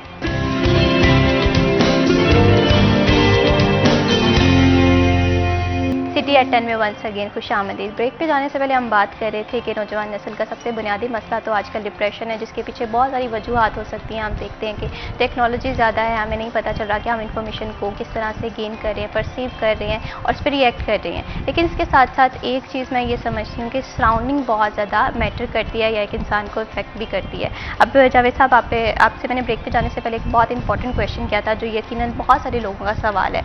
बहुत बेयकीनी की सूरत एक इंसान पे आ जाती है, बहुत सारे फैक्टर्स होते हैं। कभी कभी इंसान को उसके आसपास की सोसाइटी चैलेंज कर रही होती है कि भाई तुम ये नहीं कर सकते, तुम बिजनेस नहीं स्टार्ट कर सकते, तुम्हारा बैकग्राउंड नहीं है। ऐसे में आप क्या समझते हैं एक पर्सनैलिटी को आसपास की सराउंडिंग सपोर्टिव कितना ज़्यादा ज़रूरी है, या एक इंसान में इतनी करेज होनी चाहिए, अपने आप इतना यकीन होना चाहिए कि वो इन सारे तमाम तर चैलेंजेस को कवर अप कर सके? आप इस चीज़ को किस तरह से देखते हैं? अच्छा, इसकी मिसाल मैं दूंगा कि कभी आपने नोट किया हो कि आपके सामने बैठे शख्स ने जमाई ली और आपकी नींद भी पूरी है, आप स्टिमुलेटर भी ले चुके हैं और स्टिल आप उसके सामने जमाई लेते हैं। ये हमारे ब्रेन का एक इफेक्ट है, एक एस्पेक्ट है कि जिसको हम कहते हैं कि जब जो हमारा ब्रेन देखता है एक्चुअली उसको इमिटेट करने की कोशिश करता है। मतलब ये सराउंडिंग बहुत ज़्यादा इफेक्ट करती है। अगर आपके इर्द गिर्द खुदा न खास्ता ऐसे लोग मौजूद हैं कि जो हर वक्त मायूसी फैलाते हैं और ऑप्टिमिस्टिक नहीं है, पेसिमिस्टिक्स हैं, तो डेफिनेटली इसका असर आपके ब्रेन के ऊपर होता है। इसलिए मैं एक तो ज़ाती तौर पर जो लोग इंडिपेंडेंट हैं उनसे मैं गुजारिश करूंगा कि अपनी सराउंडिंग का ज़रूर जायजा लें कि आपके इर्द गिर्द जितने भी लोग हैं जिनके अंदर आप वक्त गुजारते हैं, क्या वो गैर यकीनी सूरत हाल से दो चार हैं, या खुदा न खास्ता नाउमीद लोग हैं, या हर वक्त वो तमाम चीज़ें डिस्कस करते हैं जो उनका पैराडाइम नहीं है। अब देखिए, सादा सी बात है कि पिछले 7-8 दिन से बहुत ज़्यादा गर्मी थी, बिल्कुल, तो वो गर्मी मेरे और आपके दायरा इख्तियार में नहीं है। अगर कोई भी शख्स आपके सामने हर वक्त ये डंडोरा पीटेगा कि बाहर बहुत गर्मी है, बाहर बहुत गर्मी है, तो आपका एक अंदर एक इमेज डेवलप होगा, एक इस तरीके से कॉन्सेप्ट डेवलप होगा कि आप बाहर जाएंगे और आप वो स्कॉर्चिंग हीट का इफेक्ट महसूस करना शुरू कर देंगे। इसी तरह जब आपके सामने कोई हर वक्त ये बात करेगा कि पाकिस्तान में बिजनेस अपॉर्चुनिटीज़ नहीं है, पाकिस्तान में कैरियर के लिए कोई सिक्योरिटी नहीं है, तो यकीनन आप दूसरी तरफ देखना शुरू कर देंगे। यही वो पाकिस्तान है जिसमें लोगों ने सरवाइव किया है, मेहनत करके सरवाइव किया है। आल दो कि ये रेशो बहुत ज़्यादा हो सकती थी, लेकिन वो रेशो कम है। लेकिन स्टिल अगर आप फ्रीलांसिंग के हवाले से देखें तो बहुत सारे लोग सरवाइव कर रहे हैं। अगर आप मीडिया के हवाले से देखें, यूट्यूब के हवाले से देखें, और इसके अलावा अगर मिनी बजट के हवाले, मिनी बिजनेस के हवाले से देखें, या आप ऑनलाइन बिजनेसेस के हवाले से देखें, बहुत सारे लोगों ने ग्रो किया है। तो मतलब ये कि अगर आप ये चाहते हैं कि आप में वो सारी एस्पिरेशंस हों, आपके अंदर से वो एस्पिरेशंस जागे, तो आपको पॉजिटिव लोगों में बैठना है। तो ये बहुत वैलिड पॉइंट है कि सराउंडिंग्स अफेक्ट करती। सही, सराउंडिंग वाकई मैटर करती है। हमने अक्सर ये अपने बड़ों से भी सुना है कि इंसान उसकी अपनी कंपनी से पहचाना जाता है। तो कहीं ना कहीं अगर हम देखते हैं कि हमारे आसपास के लोग बहुत ज़्यादा नेगेटिव होंगे, तो हमारे अंदर कहीं ना कहीं थोड़ी बहुत नेगेटिविटी आना शुरू हो जाएगी। अक्सर औकात हम ये बात करते हुए देखते हैं कि अपने हालात की तलखियाँ जो हैं वो इंसान को तल्ख बना देती हैं। तो इस तलखियों से हमने बचना है। यहाँ पर काशिफ साहब, आपसे भी मैं इस पॉइंट ऑफ व्यू, इस बात पर जानना चाहूँगी, आप क्या समझते हैं कि स्पोर्टिव सराउंडिंग होना बहुत ज़्यादा ज़रूरी है कामयाबी के लिए, या इंसान अपने अंदर इतनी विल पावर पैदा करके भी कामयाब हो सकता है? देखिए, हजरत इकबाल ने कहा था, यकीम हुक्म अमल पैहम मोहब्बत फातह आलम, जहादे जिंदगानी में है ये मर्दों की शमशीर है। हमारा जो माहौल होता है, हमारे बुजुर्ग ये कहते थे कि माहौल ऐसी बेरहम चुड़ैल है जो ना भी चिमटे तो साया छोड़ जाती है। सही। माहौल इंसानी शख्सियत के ऊपर, इंसान के रवैये के ऊपर, उसके अंदाज़े फ़िक्र के ऊपर असर अंदाज होता है। जितना प्लेजेंट एनवायरनमेंट होगा, जितना बेहतर माहौल होगा, और उस माहौल में जितनी पॉजिटिविटी होगी, आप उतना ही मुआशरे के अंदर मस्बत रोल जो है वो अदा करते हैं। और यही चीज़ें हैं जो आपके यकीन को तवक्कुल की मंजिल तक ले जाती हैं। हमारा आज का जो नौजवान है, उसे माहौल न सिर्फ ये कि नहीं मिला, बल्कि हमारे घरों के अंदर, हमारी फैमिलीज़ के अंदर, हमारे वो पुराने अकाबर, हमारे बुजुर्ग, हमारी माएँ, एक वक्त होता था कि बच्चा गिरता था ना जी नीचे, तो वो उसको शाबाश देते थे। पंजाबी में हमारी माएँ कहती थी, कोई नहीं पुत्र सट्टा जमाना नू लग दियां। बिल्कुल ऐसे ही। तो अगर माँ का रवैया ये होगा कि तुम्हें नजर नहीं आता, तुम गिर पड़े, तो ये दोनों चीजों में इतना लंबा गैप है, इतना बड़ा फर्क है कि अब वो उस बच्चे की शख्सियत के ऊपर क्या असर डाल रहा है, ये एक सोचने वाली बात है। मेरी दानिस्त में हमारी नौजवान नस्ल के अंदर बड़ा टैलेंट है, बिल्कुल, बहुत सी सलाहियतें, बहुत सी खूबियां हैं, और अगर उनके डायरेक्शंस जो हैं उनको थोड़ा सा ठीक कर दिया जाए और उन्हें सपोर्ट दी जाए, उन्हें थोड़ा एक ऐसा माहौल दिया जाए, तो ये वो नौजवान हैं जो इसी मुल्क से जब बाहर जाते हैं, तो आप देखें स्कैंडिनेविया, अमेरिका, यूरोप और आपकी खलीज की रियासतों के अंदर हमारे लोगों ने, हमारी यूथ ने इतने बड़े बड़े कारहाय नुमाया जाके सर अंजाम दिए हैं और इतनी ज़्यादा तरक्की की है जो गैर मामूली है। तो पाकिस्तान के अंदर रहकर भी जिसे इन हालात से लड़ना आ गया, मैं समझता हूँ, मैं छोटी सी मिसाल देता हूँ। किसी बुजुर्ग ने कहा कि फलां हमारी जो अम्मा है, बूढ़ी माँ है, वो हर चीज़ को पॉजिटिव लेती हैं। तो कोई मेरे जैसा होगा, उसने कहा आज मैं कुछ ऐसा पूछूंगा कि वो माँ उसका पॉजिटिव जवाब नहीं दे सकेगी। उसने कहा अम्मा जी बताएं शैतान के बारे में क्या कहती हैं। ठीक है। तो उस बूढ़ी अम्मा ने कहा कि बेटा है तो वो इबलीस, लेकिन अपनी गल दा बड़ा पक्का है। सही। उसने उसमें से भी हाँ, पॉजिटिविटी बिल्कुल। निकाल ली। मैं समझता हूं कि इस मनफी रुझानात और मनफी रवैयों के अंदर से जो पॉजिटिविटी निकलती है, जितनी वो असर अंगेजी रखती बिल्कुल ऐसे ही है, है। वो नॉर्मल एनवायरनमेंट के अंदर भी शायद नहीं रखती। आज हमें अपने नौजवान को और अपने सोसाइटी के अंदर बसने वाले अपने भाइयों को, बहनों को ये समझाने की जरूरत है कि हमने यहीं से आगे बढ़ना है, यहीं से रास्ते निकलेंगे और यकीनन निकलेंगे।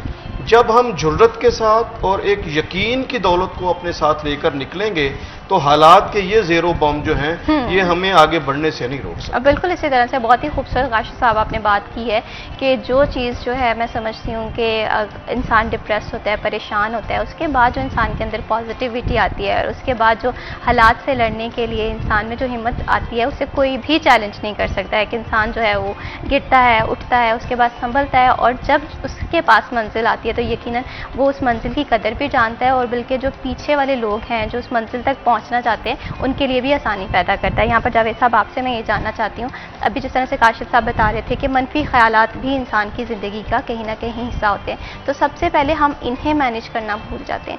आपके ख्याल में मनफी ख्यालात जो हैं वो बेयकीनी भी पैदा करते हैं, इंसान को डिप्रेस भी करते हैं, इन्हें किस तरह से टैकल किया जा सकता है? जर्मन फिलोसफर हैं फ्रेडरिक नीचे, वो कहते हैं कि जो कामयाब इंसान है उसकी पहचान ये है कि वो अपने वसाइल के अंदर रहते हुए अपने आप को दरपेश मसाइल को हल करने की कोशिश करता है। सबसे पहले आपको ये पहचानना है कि आप किन वसाइल से माला माल है, आपके अंदर अल्लाह ताला ने किस किस्म का टैलेंट भरा हुआ है। बाज़ औक़ात ऐसा होता है कि सारी ज़िंदगी गुजर जाती है और हम ये ही असेस नहीं कर पाते कि मेरे अंदर अल्लाह ताला ने ऐसा कौन सा टैलेंट रखा है कि जिसको मैं मैनेज करके ज़िंदगी की दौड़ में आगे बढ़ सकता हूँ। बिल्कुल। और बड़ी आखिरी उम्र में जैसे बहुत सारे लोग हैं, आपने देखा होगा कि वो ज़िंदगी की आखिरी लाइमलाइट में कामयाब होते हैं, बिल्कुल आखिरी 10 साल या 5 साल में। तो सबसे पहले तो जो हमारे बुजुर्ग हैं, जिनमें हमारे पेरेंट्स खास तौर पर और हमारे जो सिबलिंग्स हैं, उनकी एक बड़ी प्राइमरी जिम्मेदारी है कि उन्हें हमें एक्चुअली एहसास दिलाना बहुत ज़रूरी है। किसी बड़ी खूबसूरत मिसाल के ज़रिए किसी शख्स ने ये बात वाज़े करने की कोशिश की कि एक गुडरिया था, तो वो जंगल में अपनी भेड़ें चराने के लिए चला जाया करता था। तो वहाँ उसने देखा कि एक शेरनी ने किसी बच्चे को अपन जन्म दिया और वो बच्चा छोड़ के वो उसकी डेथ हो गई। तो उस गुडरिये ने वो बच्चा उठाया और भेड़ों के साथ ही वो बच्चा पल गया। अब जब जंगल में शेर धाड़ता था तो चूंकि वो गुडरिया उस शेर के बच्चे को भेड़ों के साथ रखता था, तो भेड़ों के खसाइस उस शेर के बच्चे में आ गए थे। तो जब शेर धाड़ता था तो वो जैसे भेड़ें भागती थी वो शेर का बच्चा भी भागता था। तो वो गुडरिये को इस चीज का बड़ा दुख था कि भेड़ों का भागना तो बनता है लेकिन इस शेर के बच्चे का भागना नहीं बनता। तो फिर एक दिन उसने शेर के बच्चे से कहा कि आओ मैं तुम्हें एक शख्स से मिलवाता हूँ, ठीक है, तुम्हारी शनाख्त के हवाले से। तो उसने कहा कि पानी के अंदर अपना फेस देखो। ठीक है। तो जब शेर के बच्चे ने फेस देखा और फिर उसके बाद उसने कहा कि क्या तुम्हें महसूस होता है कि तुम शेर हो? तो उसने कहा बिल्कुल होता है। तो फिर उसने कहा कि भेड़ों का भागना बनता है, जब शेर धाड़ता है तो तुम्हारा भागना नहीं बनता। एक्चुअली जो हमें मोटिवेट करने वाले लोग हैं, जिनमें मोटिवेशनल स्पीकर्स हैं, जिनमें हमारे वालिदैन हैं, हमारे बुजुर्ग हैं, जिनके पास मुशाहिदे की बहुत बड़ी दौलत है, यहाँ पे उनका बड़ा है। वो जब हमें एहसास दिला देंगे, हमें ये यकीन दिला देंगे, फिर उसके बाद हम यकीनन एक ट्रांसफॉर्म कैफियत में आ जाते हैं। डॉक्टर जावेद इकबाल जो बहुत बड़े मोटिवेशनल स्पीकर हैं, वो एक उनका अपना ज़ाती शेर है, बड़ा खूबसूरत शेर है। वो कहते हैं कि जो सोचता हूँ वही बात होने लगती है, जो सोचता हूँ वही बात होने लगती है, एक दुनिया जुड़ी है मेरे गुमान के साथ। CTI10 में वंस अगेन खुशामदीद। मैं ये समझती हूँ कि सोसाइटी में हम देखते हैं कि आजकल बहुत टेंशन है, परेशानी है, और कहीं ना कहीं हम सब चाहते हैं कि हम भी बेहतर हों, हमारी सराउंडिंग भी बेहतर हो, लेकिन वहाँ पर सबसे ज़्यादा जिस चीज़ की ज़रूरत होती है वो ये होती है कि इंसान को अपने आप को पहचानने की ज़रूरत होती है, और इंसान को अपनी सराउंडिंग में पॉजिटिविटी लाने की ज़रूरत होती है। और ये हम कब ला सकते हैं? जब हम अपने आप को बदलेंगे। हम देखते हैं कि सोसाइटी में दो तरह के लोग हैं, एक वो लोग हैं जिन्हें अल्लाह ताला ने माशाल्लाह हर तरह की आसाइशें दी हुई हैं, और दूसरी तरफ वो लोग हैं जो अपनी ज़िंदगी के तमाम तर मामलात हैं, खा वो माली हो या वो अपने एजुकेशन के हो, पर्सनल लाइफ के हों, उन्हें हल करने के लिए हर दिन किसी ना किसी चैलेंज से निपटते हैं। तो यहाँ पर दो सोचें हैं। हम देखते हैं कि एक तरफ खुशी का ताल्लुक हम ये कहते हैं कि पैसे से नहीं है, इंसान खुद खुश हो तो इसके पास आसपास की जो खुशियाँ हैं वो उसके लिए मैटर करती हैं, और दूसरी तरफ हम देखते हैं कि अमीर लोग भी खुश नहीं हैं। तो काशिफ साहब, इसमें मैं आपसे ये जानना चाहती हूँ, क्या आप समझते हैं कि खुशी का जो ताल्लुक है वो इंसान की अपनी ज़ात से होता है, इसमें जो माशियात है वो इतना मैटर नहीं करती? क्योंकि हम देख रहे हैं अमीर भी परेशान है, गरीब भी परेशान है, मसला कहाँ पर आ रहा है? बहुत दिलचस्प सवाल आपने किया है। देखिए,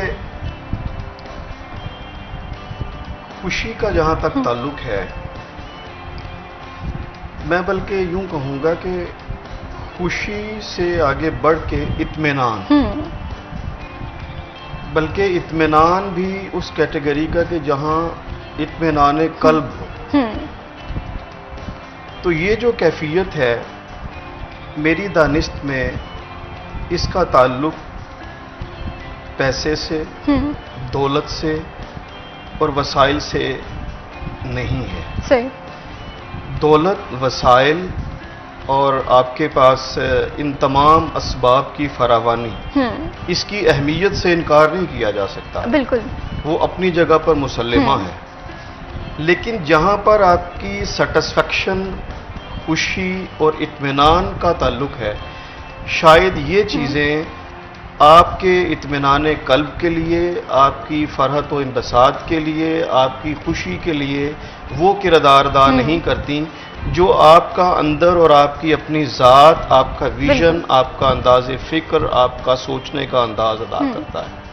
हमने तो दुनियादारों को, बादशाहों को, उमरा को, वज़रा को डिप्रेस्ड देखा है, बिल्कुल, और फुकरा को बड़ा खुश और मुतमईन पाया है। देखिए, अल्लाह रब्बुल इज़्ज़त कुरान मजीद में इरशाद फरमाते हैं, अला बिज़िक्रिल्लाहि तत्मइन्नुल क़ुलूब। तो यहाँ जब हम अल्लाह के ज़िक्र की बात करते हैं तो अल्लाह के ज़िक्र से मुराद फ़कत अल्लाह अल्लाह करना नहीं है।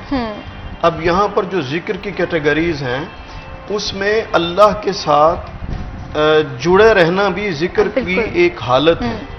एक ज़िक्र कौली होता है, एक ज़िक्र अमली होता है। तो जब इंसान अल्लाह की ज़ात के साथ अपने ताल्लुक़ को जोड़ता है, वो सब्र और सब्र के बाद फिर तवक्कुल और फिर रज़ा, इन सारे मामलात को समझते हुए खुद को एक ख़ास स्टेज के ऊपर लेके जाता है उसकी तौफीक से। तो फिर उसके लिए ये जो बिल्डिंग है ये खड़ी है तो फिर भी रेत और मट्टी और ईंटों की है, ये गिर जाए तो फिर भी ये रेत और मट्टी ईंटों की है। उसके लिए ये चीज़ें फिर उसकी शख्सियत के ऊपर इस तरह से असरअंदाज नहीं होती कि ये नहीं होगा तो मैं मर जाऊंगा। हम थोड़ा सा पीछे चले जाएं, देखें हमने अपनी ज़रूरियात को अपना लिविंग स्टैंडर्ड बना लिया। बिल्कुल ऐसे ही है। जब हम अपनी ज़रूरत के टाइटल को बढ़ाते बढ़ाते वहाँ तक ले जाएंगे कि वो हमारी तर्ज ज़िंदगी बन जाएगी, तो फिर उसके लिए जिन खारदार रास्तों से हमें गुजरना पड़ता है वो रास्ते और वो पेचीदा पगडंडियां वो हैं जो इंसान से उसकी खुशी को छीनती हैं। बिल्कुल ऐसे ही है। हम थोड़ा पीछे चले जाएं तो हमारे बुजुर्ग, नहीं मैं अपनी बात करता हूँ, हम तो ये सीज़न चल रहा है गर्मियों का, आम के साथ जो है वो ठंडी रोटी खाते थे तो वो भी हमें खुशी देती थी। तो आज अनवाओ इकसाम के सामने टेबल के ऊपर खाने पड़े हुए होते हैं, लेकिन वो इंसान बड़ी इस तरह से खा रहा होता है जैसे वो कोई ज़बरदस्ती उसको खिलाया जा रहा है। मेरी दानिस्त में खुशी का ताल्लुक जो है वो इंसान की अपनी ज़ात के साथ है, और बिलखसूस देखें हम एक इस्लामिक सोसाइटी है उसमें रहते हैं।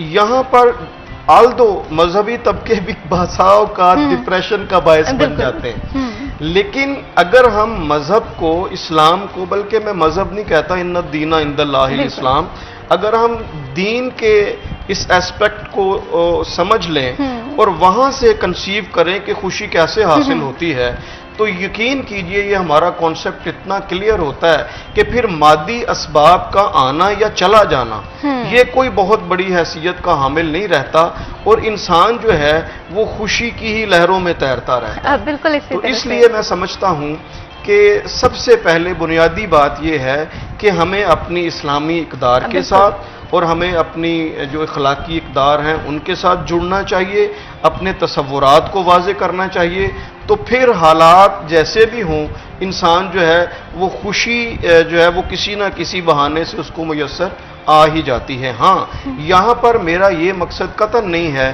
कि हम दुनियावी और मादी असबाब से किनारा कश होके और आइसोलेशन का शिकार हो जाएं, ये बात नहीं है। हमारे बुजुर्ग जो हैं वो हमेशा से ये फरमाते चले आ रहे हैं कि इस दुनिया में ऐसे रहें कि दुनिया में तो भरपूर तरीके से आप रहें, मगर ये दुनिया आपके दिल में ना रहे। बिल्कुल बिल्कुल ऐसे ही है। अगर इस कॉन्सेप्ट को लेके आगे बढ़ते हैं तो हमारे हर सू जो है वो खुशियों का ही बसेरा हो। बिल्कुल इसी तरह से काशफ साहब आपने बहुत ही खूबसूरत बात की है कि इंसान को जो अपना ताल्लुक है वो अपने खालिक से मजबूत करने की ज़रूरत है। जब ये चीज़ हम समझ आएंगे तो यकीनन हमारी ज़िंदगी में अगर माली मसाइल भी आ रहे हैं, हमारी ज़िंदगी में कोई ना कोई रीज़न है डिप्रेशन की वो आ रही है, जब ये कनेक्शन मजबूत हो जाएगा तो हमें खुशी का एहसास खुद ब खुद होगा। यहाँ पर जावेद साहब आपसे भी मैं इसी सवाल का जवाब जानना चाहती हूँ, आपकी नज़र में क्या इंपॉर्टेंट है? ये हैप्पीनेस आखिर है क्या, ये पीस आखिर है क्या, और ये ज़रूरी भी बहुत है, आप इस चीज़ को किस तरह से देख रही है?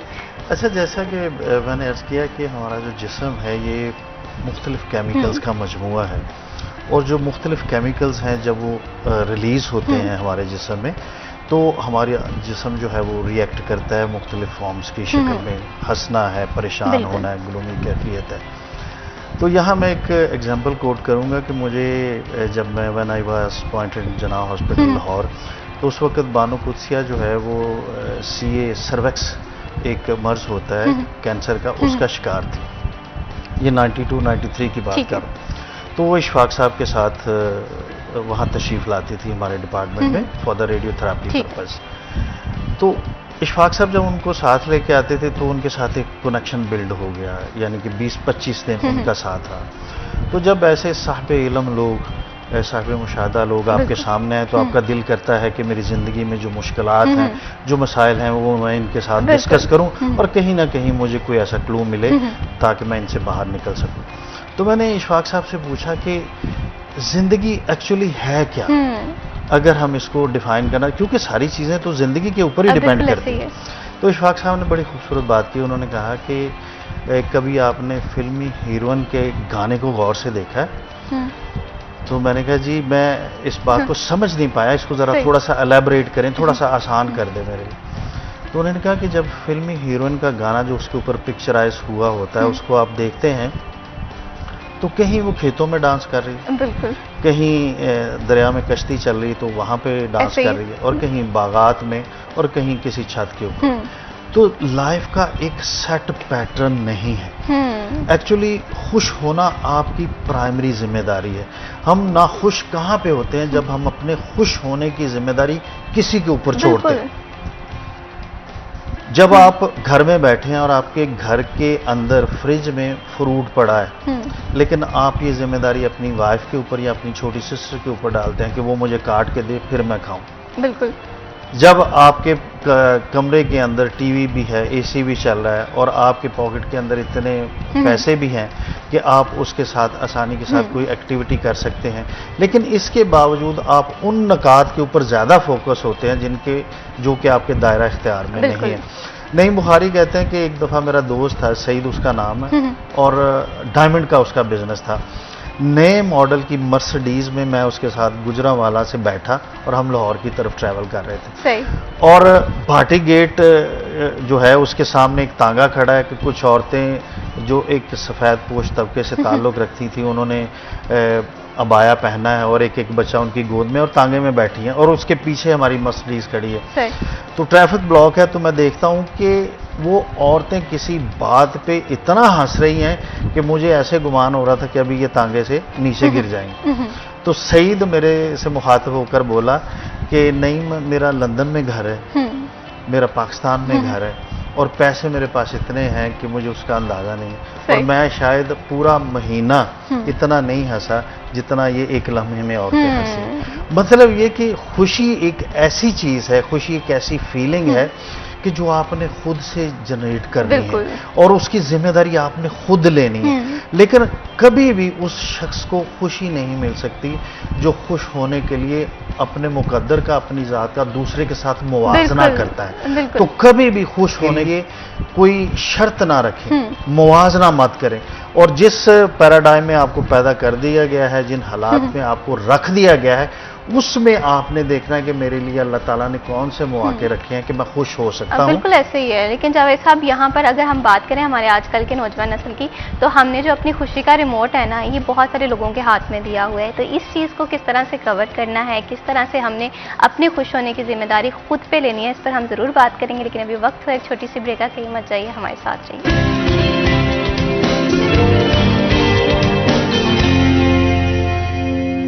सिटी एट 10 में वंस अगेन खुश आमदीद। ब्रेक पे जाने से पहले हम बात कर रहे थे कि आखिर हम लोग एक दूसरे से बड़ी बातें करते हैं कि हम खुश नहीं हैं, हमें इत्मीनान नहीं है, क्या हमारी ज़िंदगी में माली मसाइल बहुत ज़्यादा हैं, क्या हमने अपनी ज़िंदगी में शुक्र करना कम कर दिया है, क्या हमने सब्र का जो दामन है वो हाथ से छोड़ दिया है, जिसकी वजह से हमें ये मसाइल करने पड़ रहे हैं सामना। लेकिन मैं ये समझती हूँ कि एक इंसान है, इंसान की ज़िंदगी में मुश्किल टाइम भी आता है, अच्छा टाइम भी आता है। तो इस चीज़ से लड़ना, इस चीज़ को समझना बहुत ज़्यादा ज़रूरी है। लेकिन हमने जो अपनी हैप्पीनेस की डिपेंडेंसी है ना, वो बहुत सारी चीज़ों पे करती है। हम समझते हैं कि इंसान, जिसमें हमारे फाइनेंशियल स्टेटस भी आ जाता है, जिसमें आसपास के लोगों की राय जो है वो भी हमें मैटर कर रही होती है। तो इस चीज़ को समझना और इस चीज़ को टैकल करना बहुत ज़्यादा ज़रूरी है। तो काशिफ साहब, इसका हल आप क्या समझते हैं? जाहिर सी बात है, हम इंसान हैं, हम भी डिप्रेस्ड होते हैं, हम भी परेशान होते हैं। कभी आपकी ज़िंदगी में ऐसा मरहला आया हो जहाँ पर आपको इस तरह से किसी चीज़ ने मुतासिर किया हो, तो उसमें बेस्ट सोल्यूशन आपकी नज़र में क्या है? देखिए, फिर हजरत इकबाल पे ही बात आ जाती है। आपने कहा कि तू बचा बचा के न रख इसे, तेरा आईना है वो आईना, जो शिकस्ता हो तो अजीज तर है निगाहे आईना साज में। तो ये दिल वो आईना है कि ये जितना टूटता है अल्लाह की बारगाह में, ये उतना ही कीमती और उतना ही ये अजीज तर होता चला जाता है। अब यकीन कीजिए, आप बहुत डिप्रेस्ड हों और आप राह चलते हुए किसी मफलूकुल हाल, किसी बेयारो मददगार, एक ऐसा इंसान जो पिसे हुए तबके से ताल्लुक़ रखता हो, आप उसके काम आ जाएं, आप उसकी हेल्प की सादत से बहरामंद हो जाएं, तो उस लम्हे आपकी वो सारी डिप्रेशन जो है और आपका जो स्ट्रेस है वो लम्हों में खुशी के अंदर तब्दील हो जाता है। तो आज अगर हम इस डिप्रेशन से निकलना चाहें और खुशी की दौलत हासिल करना चाहें, तो हमारे अकाबिर ही कहते हैं कि आप गर्ज़ो गायत से पाक होकर मखलूक़े खुदा की खिदमत में मसरूफ़ अमल हो जाएं, तो अल्लाह ताला आपको खुशी की नेमत से सरफराज करते हैं। बिल्कुल। बुनियादी तौर के ऊपर ये भी अल्लाह का एक हुक्म ही है, और जब आप ये अमल करते हैं और इस प्रोसेस में से अपनी ज़ात को गुजारते हैं, तो डॉक्टर साहब बेहतर समझते हैं कि ऐसी वाइब्स और आपके अंदर से ऐसे हार्मोन सेट एक्टिव होते हैं कि जो वही काम करते हैं जो रिलैक्स करने वाली टैबलेट्स करती बिल्कुल हैं। ऐसे ही है, और इंसान जो है वो सुकून की वादियों में चला जाता है। बिल्कुल ऐसे ही है। बुनियादी तौर के ऊपर इन सरकमस्टांसेस से निकलना और अपने आप को खुशी के फेजेस तक लेकर जाना, ये इंसान के अपने बस में अल्लाह रब्बुल इज़्ज़त ने रखा हुआ है। लेकिन ये मुमकिन उस वक्त होता है जब आप दुनियावी असबाब और दुनिया के इन तमाम हालात के अंदर रहते हुए सोहबत सालहीन जो है वो इख्तियार कर लें। और साले सोहबत से मुराद कोई रवायती बाबे की मैं बात नहीं करता, वो आपके इर्द गिर्द ऐसे दानाए राज मौजूद होते हैं कि जिनके पास बैठने से आपका मोराल वहां पे चला जाता है कि आप अपनी इन तमाम परेशानियों को फरहत और इन बसात के अंदर तब्दील कर लें। बिल्कुल ऐसे ही है। पॉजिटिव वाइब्स जो है इंसान की ज़िंदगी में बहुत ज़्यादा इंपॉर्टेंट होती है, और मैं समझती हूँ कि अगर परेशान होता है इंसान तो उसके आसपास अगर सपोर्टिव लोग मौजूद होते हैं तो यकीनन उसे उस डिप्रेशन से बाहर आने में बहुत ज़्यादा मदद मिल जाती है। और इसके साथ साथ जो हमारा टॉपिक अभी चल रहा है काशिफ साहब, कि खुशियों का जो इंसार है वो दूसरों पर ज़्यादा है आजकल के दौर में, हमारी डिपेंडेंसी बहुत ज़्यादा है। When it's comes to help या when it's comes to happiness, हम देखते हैं कि हमारी डिपेंडेंसी बहुत ज़्यादा हमारी सराउंडिंग में है। तो किस तरह से हम ये सारी चीज़ों का जो कंट्रोल है एक इंसान वो अपने हाथ में रखे।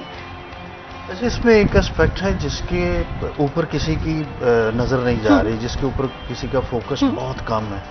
सबसे पहले ये जानने की कोशिश करें कि आप देखते हैं कि हम इस वक्त उस फेज से गुजर रहे हैं कि जो मैं आपके बारे में नहीं भी जानना चाहता तो वो सोशल मीडिया की वजह से मैं वो भी जानता हूं। बिल्कुल। क्योंकि आप अगर पोस्ट कर रहे हैं अपनी एक्टिविटीज़, आप कहाँ डिनर कर रहे हैं, आप कहाँ सैर कर रहे हैं, आप किस महफिल में बैठे हैं, तो वो सारी चीज़ें मुझ तक पहुँच रही हैं। उसका ये रिजल्ट आता है कि जैसे आपने अभी बताया ना कि जब हम सुबह उठते हैं और हम फेसबुक ऑन करते हैं, हम इंस्टाग्राम ऑन करते हैं, तो हम अपनी फ्रेंड लिस्ट में किसी भी दोस्त को देखते हैं कि कोई दोस्त इस वक्त इस गर्मी में नारायण कागान में सैर कर रहा है, तो आप अचानक से एहसास महरूमी का शिकार हो जाते हैं कि मैं अपनी फलां कंपल्शंस की वजह से मैं तो ये अपॉर्चुनिटी अवेल नहीं कर सका। तो वो यकीनन जो आपके इर्द गिर्द उस वक्त खुशी मौजूद है वो उन तमाम चीज़ों को ज़ायल कर देती है, उस एहसास को जो आपने पोस्ट अपने दोस्त की देखी है नारायण कागान में सैर करते हुए। तो सबसे पहले ये इफ़ेक्ट जो है इसको मिनिमाइज करने की कोशिश करते हैं कि जो आप दूसरों के बारे में नहीं जानना चाहते वो ना जानने की कोशिश करें, और कोशिश करें कि ये जो सोशल मीडिया का इफ़ेक्ट है, और फिर उसमें हम तमाम लोगों की जिम्मेदारी है कि अगर मैं कहीं अच्छा डिनर कर रहा हूँ या किसी अच्छी महफिल में बैठा हूँ या मेरे पास कोई अच्छी सवारी है या अच्छे मौके हैं या मैंने कोई अचीवमेंट की है, तो मैं समझता हूँ कि गैर ज़रूरी तौर पर वो चीज़ें शेयर नहीं करनी चाहिए, क्योंकि जो वाइज लोग हैं वो तो उसको एज अ बूस्टर लेते हैं कि हम भी एफर्ट करते हैं, हम भी ज़िंदगी की दौड़ में आगे बढ़ते हैं, लेकिन जो सादा लोग हैं वो इस चीज़ को प्रोसेस नहीं कर पाते और वो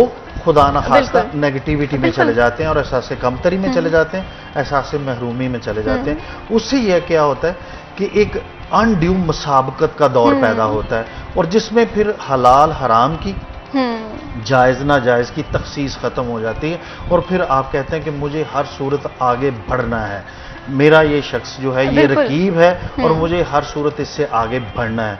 वो 3 इडियट का आपने डायलॉग सुना होगा जो हमें ऐसी चीज़ों के हवाले से गाइडलाइन देता है कि जब आपका दोस्त फेल होता है तो आपको दुख होता है, लेकिन जब आपका दोस्त फर्स्ट आता है तो आपको बहुत ज़्यादा दुख होता है। मतलब ये कि हम में ये जो इज्तिमाई डाइजेशन है ना कि हम किसी की कामयाबी को अपनी कामयाबी समझें, ये एलिमेंट हमारा बहुत कम हो गया।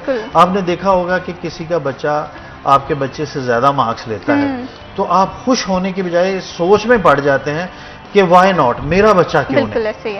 तो ये एस्पेक्ट अपनी शख्सियत में लेके आना बहुत ज़रूरी है कि किसी की खुशी भी मेरी खुशी है, किसी की कामयाबी भी मेरी कामयाबी है। उससे इस चीज़ के असर को ज़ायल किया जा सकता है, इस मुसाबकत को, अनड्यू मुसाबकत को ख़त्म किया जा सकता है। बिल्कुल इसी तरह से कहीं ना कहीं हमारी ज़िंदगी में जो कंपैरिजन है या मुआवजना है, ये हमारी ज़िंदगी में बहुत ज़्यादा मुश्किलात लेकर आता है। हम देखते हैं कि हमारे नेबर में किसी ने अच्छी गाड़ी ली है, बजाय इसके कि हम थोड़ा सा खुश हों, हमें होता है कि यार हमारे पास गाड़ी है ये थोड़ी सी पुरानी है, हमारे पास भी अप टू डेटेड गाड़ी होनी चाहिए। लेकिन आप अपने ख्वाबों को लेकर, अपने एम को लेकर हार्ड वर्क ज़रूर करें, डेडिकेशन के साथ भी काम करें, लेकिन कभी भी अपनी ज़ात का मुआवजना किसी से ना करें। अल्लाह ताला ने आपको बेहतरीन सलाहियत दी है, बेहतर इंसान पैदा किया है, और इस चीज़ से जितना ज़्यादा इस्तेफादा हासिल होता है उतना ज़्यादा इस्तेफादा हासिल करें। बहुत शुक्रिया जावेद शरीफ घुमन साहब, आपने हमारे प्रोग्राम को वक्त दिया। बहुत शुक्रिया काशिफ महमूद साहब, आप हमारे प्रोग्राम में आए। हमारे जो नाज़रीन हैं यकीनन कहीं ना कहीं किसी न किसी परेशानी में ज़रूर मुब्तला होंगे, लेकिन आज का ये जो प्रोग्राम है सिर्फ़ और सिर्फ इसका पर्पज़ ये था कि आप डिप्रेशन जैसी बीमारी को समझें और इसके निकलने के लिए जितनी ज़्यादा हो सके आप कोशिशें करें, तो यकीनन आपकी जो कोशिशें हैं, जो आपका हार्ड वर्क है, वो ज़रूर फ्रूटफुल शामिल होगा। इसी के साथ मैं भी शबीब को दीजिए इजाज़त। अल्लाह हाफ़िज़।